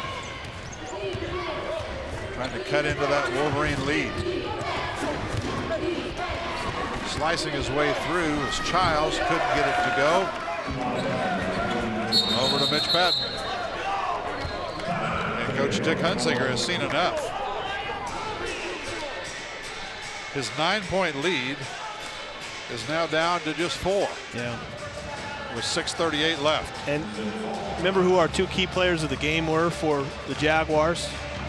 We had Ian Childs and Mitch Patton, right? Yep. It's been about those 2 on these last several possessions, because Ian Childs has gotten into the lane, gotten jump shots, and Patton's been there for the rebound. Come join the student section and cheer for the Mighty Wolverines. Mighty Athletic Wolverine League sports passes are now available. Your mall pass gets you tickets to every NCAA home game, free food at the tailgate parties, prizes at the games, and lots of new friends. Get more information on their Facebook page or by calling Campus Connection at 801-863-8797. Go UVU! They say the devil is in the details. And in here, there are a lot of details. Flavor, color, texture, temperature, presentation. It all has to be flawless. Pressure? Maybe. But with engaged learning, I get a lot of practice. And I'll bet your homework never tasted this good.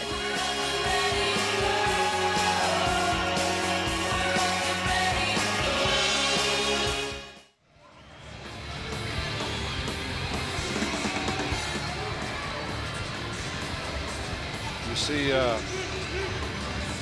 Brendan Evans. He only has 3 fouls. Yeah. That's the good news. You look down the bench and find out who's got the least amount of fouls, and they're going to be a part of the game. But the point I was making, Jim, maybe real quick to finish the thought, is that those were our 2 key players of the game, Childs and Patton. And the last several possessions, it's been about Patton driving to the lane, getting jump shots, getting floaters, getting to the rim. It's been about that. And if he wasn't able to convert, it's been, Mitch Patton inside. It's been a force. Wolverines cross midcourt. They'll set up their offense now. Holton Hunsaker, senior, son of head coach Dick Hunsaker, running the show. Inside the turnaround. Ben aired and one. Yeah, and that's where you have to go in that situation. You have to go to your best player inside, Ben Aird. You know, it was patient. You see Holton not forcing anything, Ben positioning himself the entire time. A nice entry pass there from Holton, and Ben just makes a quick move. He had that defender. He had Mitch Patton on his back the entire time. And that's foul number 4 on Mitch Patton. And that's your seniors right there, right? I mean, you get the ball in their hands. You get the ball into Holton's hands. You get the ball into Ben Aird's. He's going to go out for a quick breather. But you get the ball into their hands and let them make a play.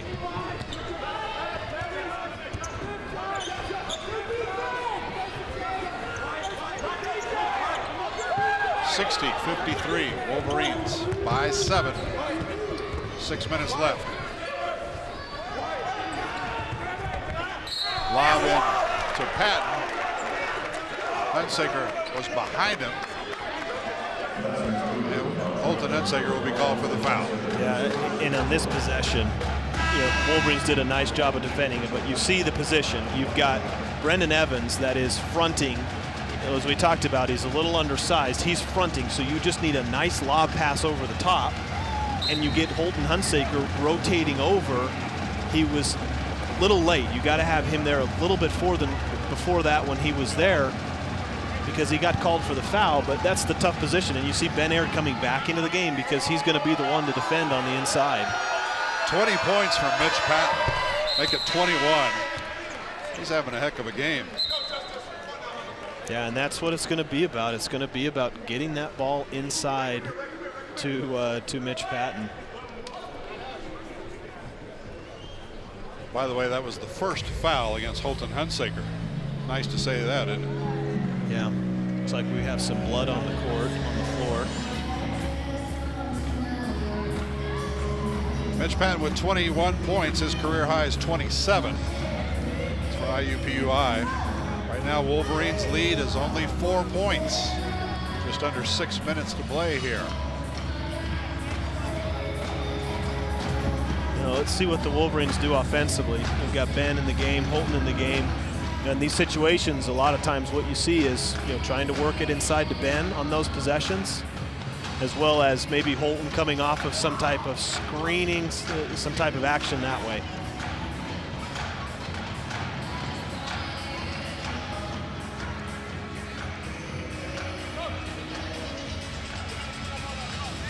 All right, let's go to sideline Matt.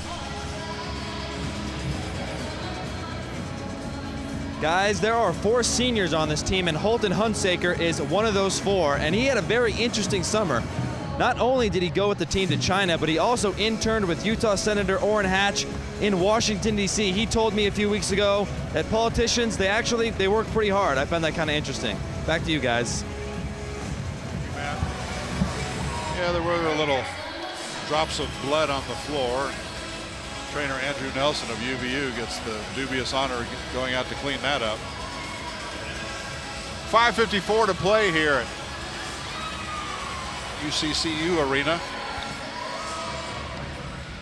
We're on the campus of Utah Valley University.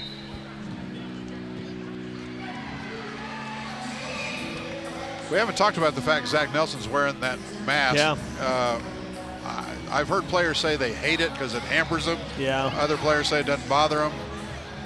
Tonight, yeah. Zach Nelson, 11 points, 8 rebounds. I had several former teammates who had to wear that. David Heck would have to wear that, and Peter Brown had to wear that at times, and I never had to wear it, but it looks extremely uncomfortable, especially if you're not used to it, if he just broke his nose this week. The masked man brings it across midcourt for UVU. 5:40 to left.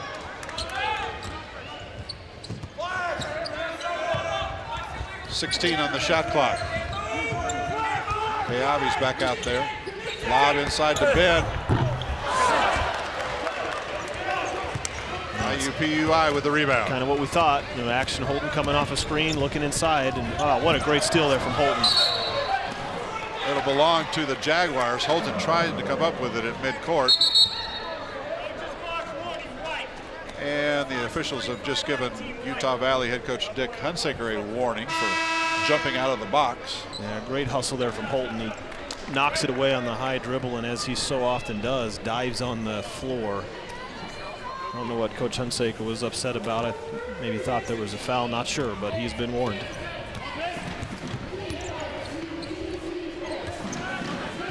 Crunch time. Wolverines by 4. Inside, jumper will not go, and a whistle. Officials looking at each other. Yeah. That one's going to go against the Jaguars, Josh James. Yeah, that was a good break there for the Wolverines, because you had the ball on an entry pass going inside right there to Mitch Patton. That weak side was open. A nice job of Zach Nelson getting position, putting a body on his man, and the offensive rebounder, in this case Josh James, no choice but to foul on the weak side. Zach Nelson at the free throw line. He's 1 of 2 tonight. Wolverines for the game 13 of 16. Meanwhile, IUPUI just 15 of 21. Yeah, and this is where the Wolverines now have an advantage too. I think you're going to get, you got another coach's box warning here on Coach Todd Howard. Coach Todd Howard gets a coach's box warning, so both coaches have been warned here. There's a stripe on the floor that theoretically the coaches are not allowed to. Which it never is obeyed, but once again, this is a good advantage for the Wolverines, because we've talked about the Jaguars having the free throw advantage. Same thing for the Wolverines now. Anytime the Wolverines get fouled, they're going to the free throw line, and they've shot the free throws great tonight. Zach Nelson, leading scorer for the Wolverines with 13 points. Under 5 to play. Hey, look at this ball trying to go inside. They're trying to get that ball inside. There it goes. That's tough. You got to have, once again, you get Brandon Evans fronting the ball. And late rotation on the weak side. They just smother Holton Hunsaker every time he has the ball, and that causes head coach Dick Hunsaker to jump up and call another timeout. 4:33 left. Wolverines' lead is just 4. 62-58. Yeah, and you see the excitement that the Jaguars have. Key here for the Wolverines not to panic. They're in a great position. You get that ball in Holton's hands. He's a great protector. He's not going to turn the basketball over. He's going to try and draw fouls. Just don't panic. Relax. You've got the ball. Run your offensive set here for the Wolverines. There you see the profile on Coach Dick Hunsaker. Illustrious head coaching career. 30-plus seasons. 368 wins to be exact. Twice named Creighton West Conference Coach of the Year. And he and his wife Diane, proud grandparents of 6 grandchildren. I think they only have 4 children and 6 grandchildren. Yep. His wife just fainted. It's quite the responsibility. All right, let's see this action. Looks like it's trying to go inside to Ben Aird here. Holton in the trees, draws the foul. He'll shoot 2. Both teams well in the bonus. That one called on P.J. Hubert, his first. Yeah, you see Marcellus Barksdale get a little too extended, trying to jump the passing lane like we talked about, and Holton, nice job of getting that ball and going immediately. You get an overplay on the perimeter, and you take your first step right at the basket, and that's exactly what Holton did, and draws the foul. Hunsaker's got 11 points, 4 out of 5 from the free throw line, 3 of 10 shooting from the floor, 1 out of 5 from beyond the arc. And the good news, for a UVU fan, Holton Hunsaker only has 1 foul. Yeah, only has 1 foul. Yeah, everybody else has got 3 or 4. I think a change you're seeing here, you get Brendan Evans taken out of the ball game. You have Chad Ross now in the game. More size, more length. He's going to be guarding Mitch Patton. Let's see if they continue to front Mitch. They're running this same type of action every single time. It's a pick on the ball and roll. Let's see how Chad does defending. A nice job so far. 6-point lead for the Wolverines coming up on 4 minutes left. Wide open on the corner. Didn't take the shot. Instead, it goes over to Gibbs for 3. IUPUI with the rebound, and he stepped on the baseline. That was Mitch Patton. Yeah, nice job defensively for the Wolverines. They gave up an offensive rebound, but they were flying around on the perimeter challenging that three-point shot. Wolverines by 6. They say the devil is in the details. And in here, there are a lot of details. Flavor, color, texture, temperature, presentation. It all has to be flawless. Pressure? Maybe. But with engaged learning, I get a lot of practice. And I'll bet your homework never tasted this good.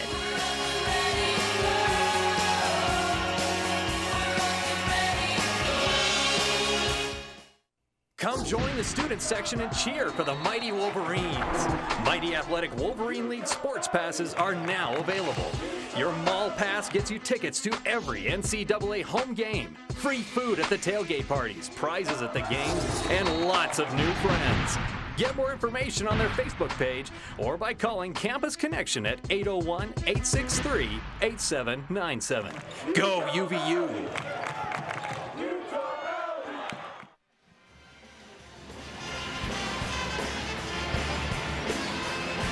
6-point lead for Utah Valley. Just under 4 minutes to play. 4 timeouts remaining for IUPUI. UVU's got 2 left.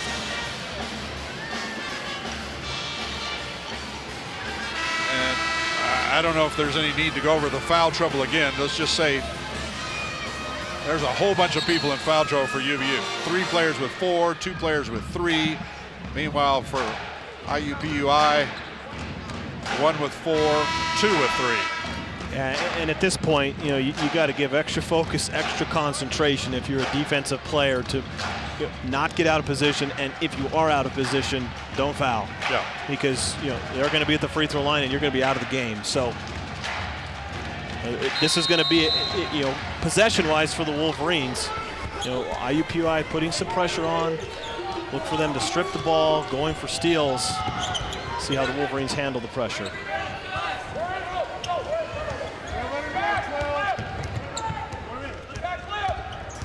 I'm sure the Wolverines would like to be very deliberate and burn some clock as well. Hunsaker, reverse layup. Great play. They almost a decoy of Keaviinas coming up the lane off of a screen. Kind of a clear out on the wing for Holton and using the rim beautifully. Nice body control and left-hand finish. Holton Hunsaker with 14 points now, leading scorer for the Wolverines. 3:16 to play. 8-point lead for Utah Valley. I'm surprised the Jaguars took Mitch Patton out of the game as well. He's not in. Ben doing a nice job. Can't foul in this situation. Childs right around Ben Aird, and immediately Coach Todd Howard up off the bench calling a timeout. Yeah, I didn't see what happened in that situation. I think with the smaller lineup, Ben caught in a tough position. I don't know if there was a switch or what happened, but not normal for him to be guarding Childs in that situation. And, you know, definitely didn't want to foul. He did the best that he could, but Childs able to get around him for the left-hand layup. 6-point lead, 3:04 to play. Let's go to Matt Baiamonte. Hey guys, as I mentioned earlier in the broadcast, Oklahoma State and Oregon loom large next week, and something kind of interesting about this road trip is the Wolverines have a home game the night before. They're supposed to travel to Stillwater. Now, since the Wolverines travel commercial, they will not be able to fly out that night. They will fly into Stillwater the morning before the game. That could prove difficult for the Wolverines. We'll see how they fare against the Cowboys in Stillwater. Back to you guys. Game coming up next Tuesday night in Stillwater. Wolverines leave here at 4 a.m. Tuesday after playing Monday night. Yeah, I'm going with them. Come on, partner, don't you want to go? I'd love to go.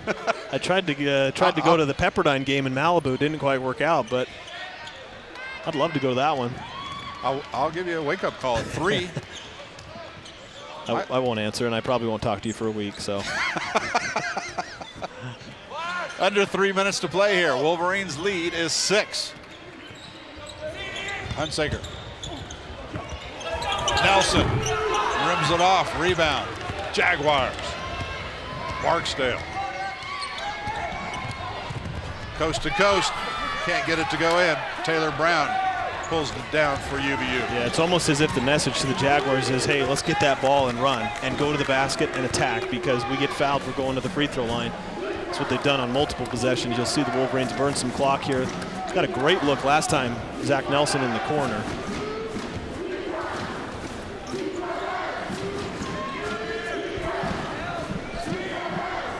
Coming up on 2 minutes left. Wide open, Taylor Brown missed it. Rebound, IUPUI. Nagy. Ben Air with the rebound. Yeah, a critical rebound. Unbelievable defense from Holton, not allowing Nagy to get around him, but then you get the whole team coming down rebounding. I think that's been pretty key the last couple possessions is getting these offensive rebounds, and timeout for UVU. Dick Hunsaker wants to take one of his final 2 timeouts. Talk about this one with 1:53 left. Wolverines up by 6.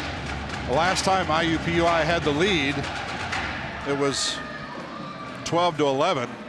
That was just 6.5 minutes deep into the first half.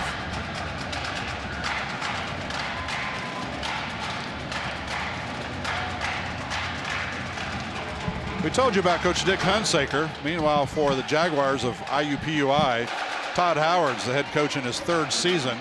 It's actually his 19th season on their sideline. He was assistant coach for 16 years.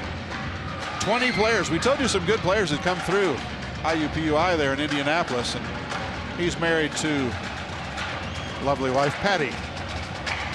Have no idea how many grandchildren they have. No, we didn't get that inside information, did we? And I'm not going to call either one of them right now and ask. Todd Howard 20-44 overall in his 3 years there at IUPUI as head coach.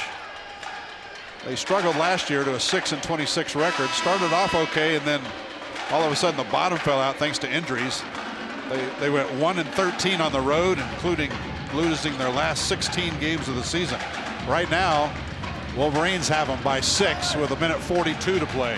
Yeah, one thing I've noticed the last several shots, Wolverines have got great looks, but the coaching staff for IUPUI, as soon as that ball is in the air, they're yelling, let's go, with the idea of let's get the rebound, let's go in transition. So the Wolverines, that shot goes up, got to get back in transition.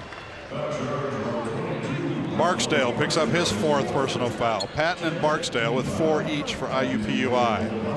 Going to put Holton Hunsaker at the free throw line with 1:38 to play.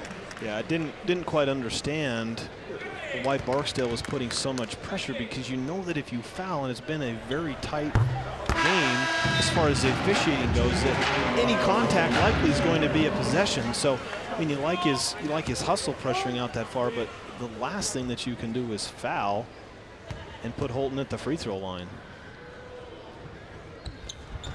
8 of their last 10 points have come from the free throw line. Wolverines push it out to an 8-point lead. And I will say too, Holton is a master at drawing fouls, and that's no surprise. We've seen him play for 4 years. He is a master at doing that.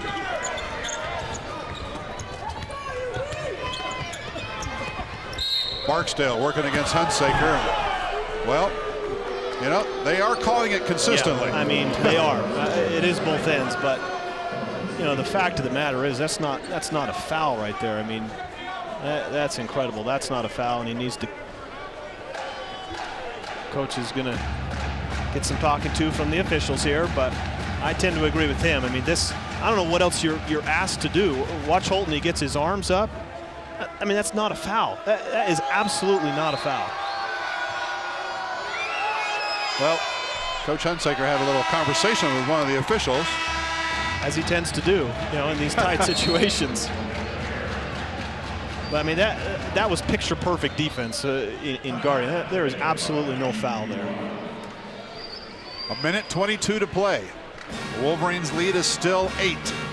There's Hunsaker's second personal foul. Scoring-wise, for the Wolverines, 4 players in double figures. Hunsaker 16, Zach Nelson 13, Keabi Enos and Ben Air with 10. Ben has scored 10 points all in the second half. Meanwhile, for IUPUI, Mitch Patton 23 points, just 4 shy of a career high. Childs with 14 points. They're the 2 players in double figures. Barksdale has 9. Gibbs on the bench with 8. 3 other players with 2 each. I bet in that timeout, you're going to get Coach Howard on this free throw if there's a make, I bet you're going to see pressure, full court pressure, trapping out of the free throw here. So if they get a make, Wolverines need to be aware of that. Take care of the ball, stay out of the corners. You're going to get full court pressure here. It's a 7-point lead. There's a bump and no foul that time. Keavi across midcourt. Turnover, Wolverines. Keavi saying he was calling for a timeout. I think we're going to get an override here, a foul on Childs with a push. Okay, you had one official calling a foul on Childs. You had another official calling travel, and I'm pretty sure a lot of people thought Keavi was calling a timeout as well. But it goes as the first foul against Ian Childs. There's the timeout. A minute 15 to play. We'll have to see if we can get a replay of that, because I'm not sure if I saw a foul there, but I could be mistaken, and maybe the replay will prove me wrong. But the Wolverines definitely catch a break there. It's not over yet, guys, but it's looking like the Wolverines are in prime position to win this game. Going back to the China trip, the team got really close from a couple of interesting bonding situations. There was often 3-hour traffic jams, and every night, since there was no Wi-Fi in the hotels, the team would huddle in the lobby and hear all the conversations they're having with their wives and girlfriends. So Holton told me they got pretty close from those experiences, and we're seeing that tonight on the court. Back to you guys. Yeah, team chemistry, a big thing. And both these teams had international trips. The Wolverines went to China. Meanwhile, the Jaguars got to play 4 games over in Italy. That helps because tonight doesn't look like a normal opening game where teams are just jittery. These guys have played together quite a bit. Yeah, it's unusual for teams to do that. I mean, the majority of teams, I don't believe, go on those types of trips, and it helps. I mean, geez, you spend all that time together as a team, and you get to know one another, and as Matt said, you're building a lot of chemistry off the court, which can translate on the court as well. It's a 9-point lead for the Wolverines. Coming up on a minute left. That time, Hubert couldn't get it to go, and a whistle. I think Mitch Brunel just fouled out. He did. Mitch Brunel's first game as a Wolverine ends with 5 points, 6 rebounds, 1 assist, and 1 goose egg. That thing is it's leveled out a little bit. That's bigger than a golf ball. It's not as far out from his head, but it's covering more ground now, I think. Leveled out, relatively speaking. Relatively speaking. Wife Kylie is probably going to be on ice duty tonight. Josh James cuts that Wolverine lead to 8 with 1:03 to play. Yeah, again, on a made free throw here, you're going to get full court pressure. Take care of the basketball. You don't need to be in a rush. You got timeouts. You got the clock in your favor. You get fouled, you're going to the foul line. 70-63. There's contact at midcourt. Childs bumped into Hunsaker, and that's going to put Holton at the free throw line. Childs picks up foul number 2. 58.1 seconds left. Holton Hunsaker at the line. He's 7 of 8 tonight. He's got team high 16 points. Fairly quiet first half for Holton when had 5 points. And 3 of those were from the free throw line. You get Hayes Garrity coming in for defensive purposes. It looks like IUPUI has a number of guards in the game. Wolverines trying to match that here. Key is when you get these smaller players, everybody's got to rebound. So every Wolverine player has got to rebound the basketball. Give Zach, your tallest player in there, some help. 12 of their last 14 points from the stripe. Off the glass. Nice play there. Nice shot from Mitch Patton. 45 seconds left. Wolverines across the stripe. Trying to foul Keavi.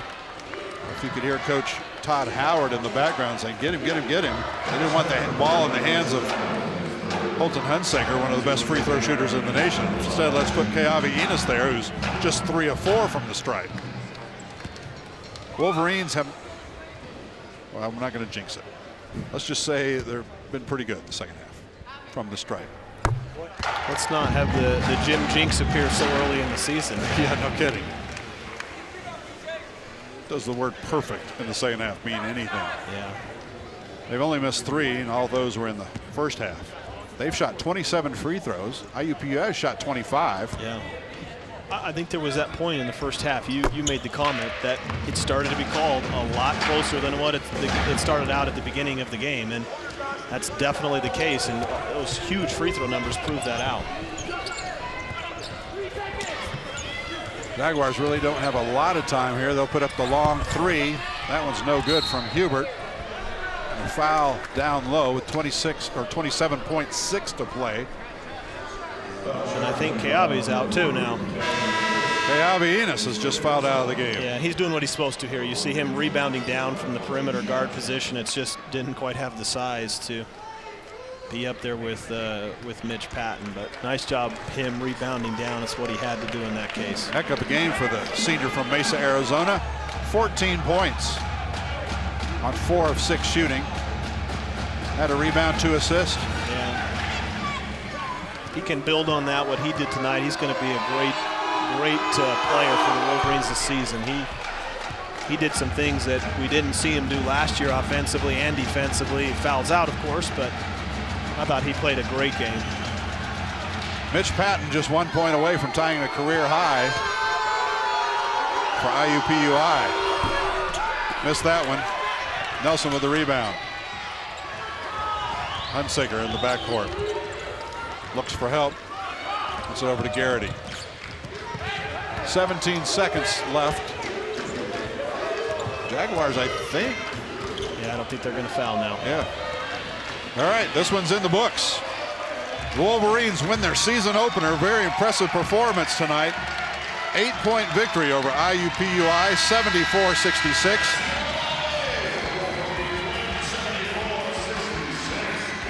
All right, Wolverines 1-0. Jaguars go to 0-1. We'll take a break. We'll come back with stats, maybe some highlights, and talk to one of these players from the Wolverines. I hate math.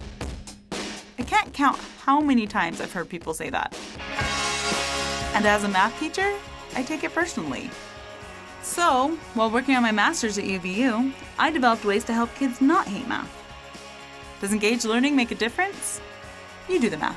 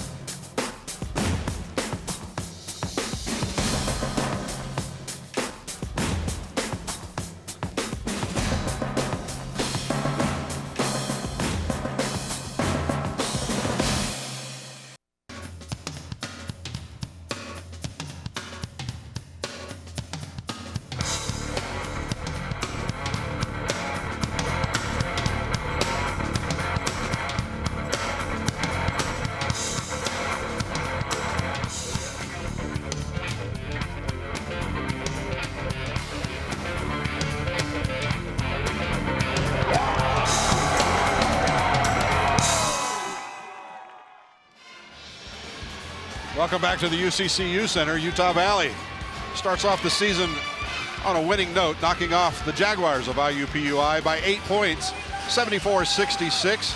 Heck of a performance tonight. 4 Wolverines in double figures, led by Holton Hunsaker's 18, Cavianis 14, Ben Aird's 10, and this guy, Zach Nelson, freshman, with a double-double tonight. 13 points, 10 rebounds. Congratulations, Zach, on a nice win, a nice game.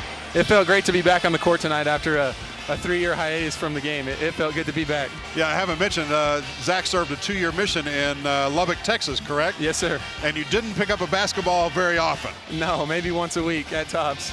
And what's the deal with the nose? Everybody wanted to know if that was just some sort of superhero look for you. No, I broke my nose on Wednesday, actually. I had surgery on it yesterday morning. What?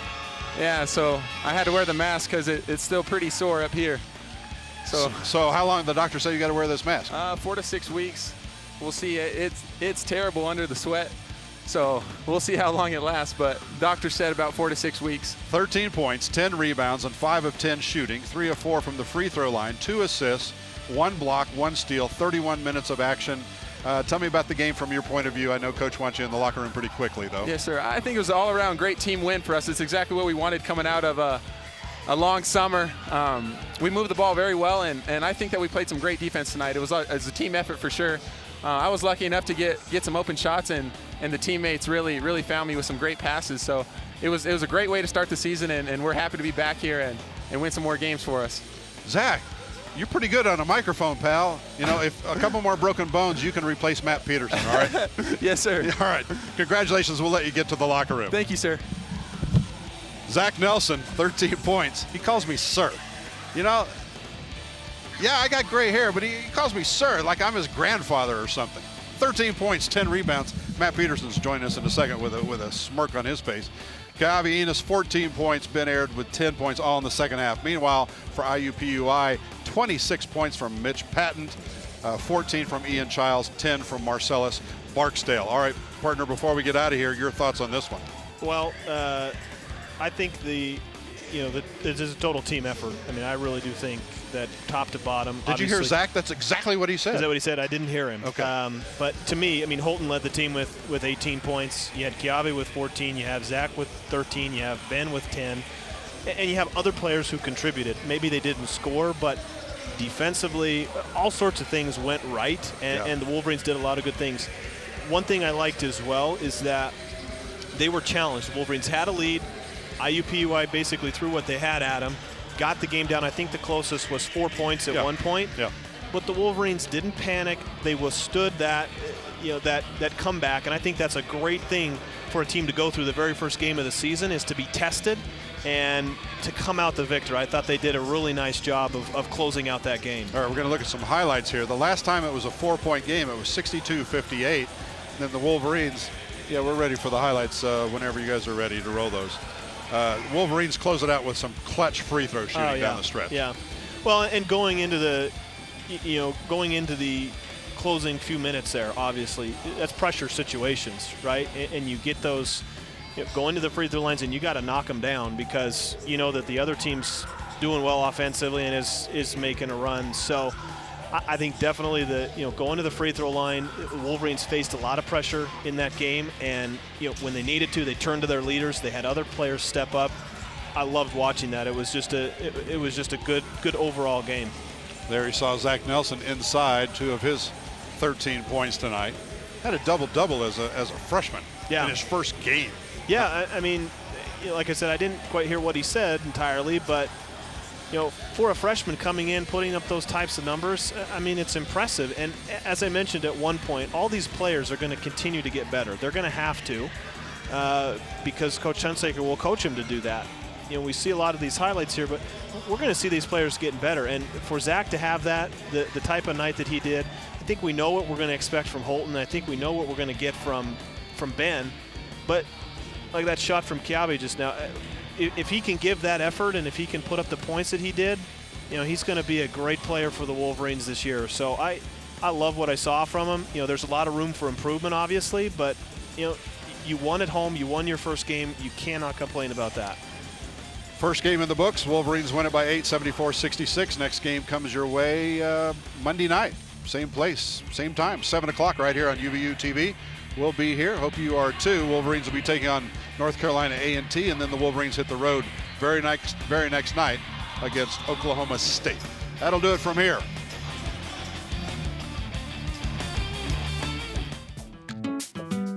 I felt that the MBA offered me the most in terms of what I could do with it once I graduated. It's international recognition. I could go to Europe, Asia, South America, and people recognize the name MBA.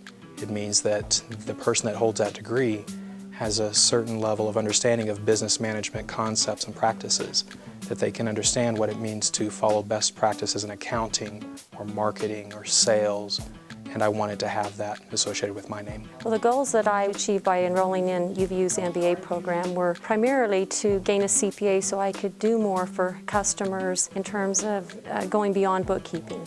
I also just wanted to make a change in life. My main reason of why I ended up pursuing it was because of marketability. I wanted to be marketable in case I wanted to say I want to do something different down the line. And getting the MBA opens up those doors if you want to take that change in your career path.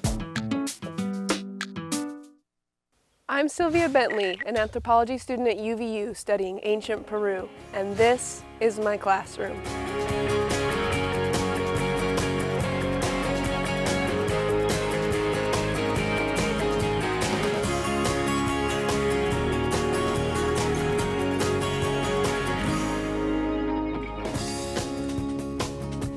At UVU, I'm graduating with a diploma and a resume.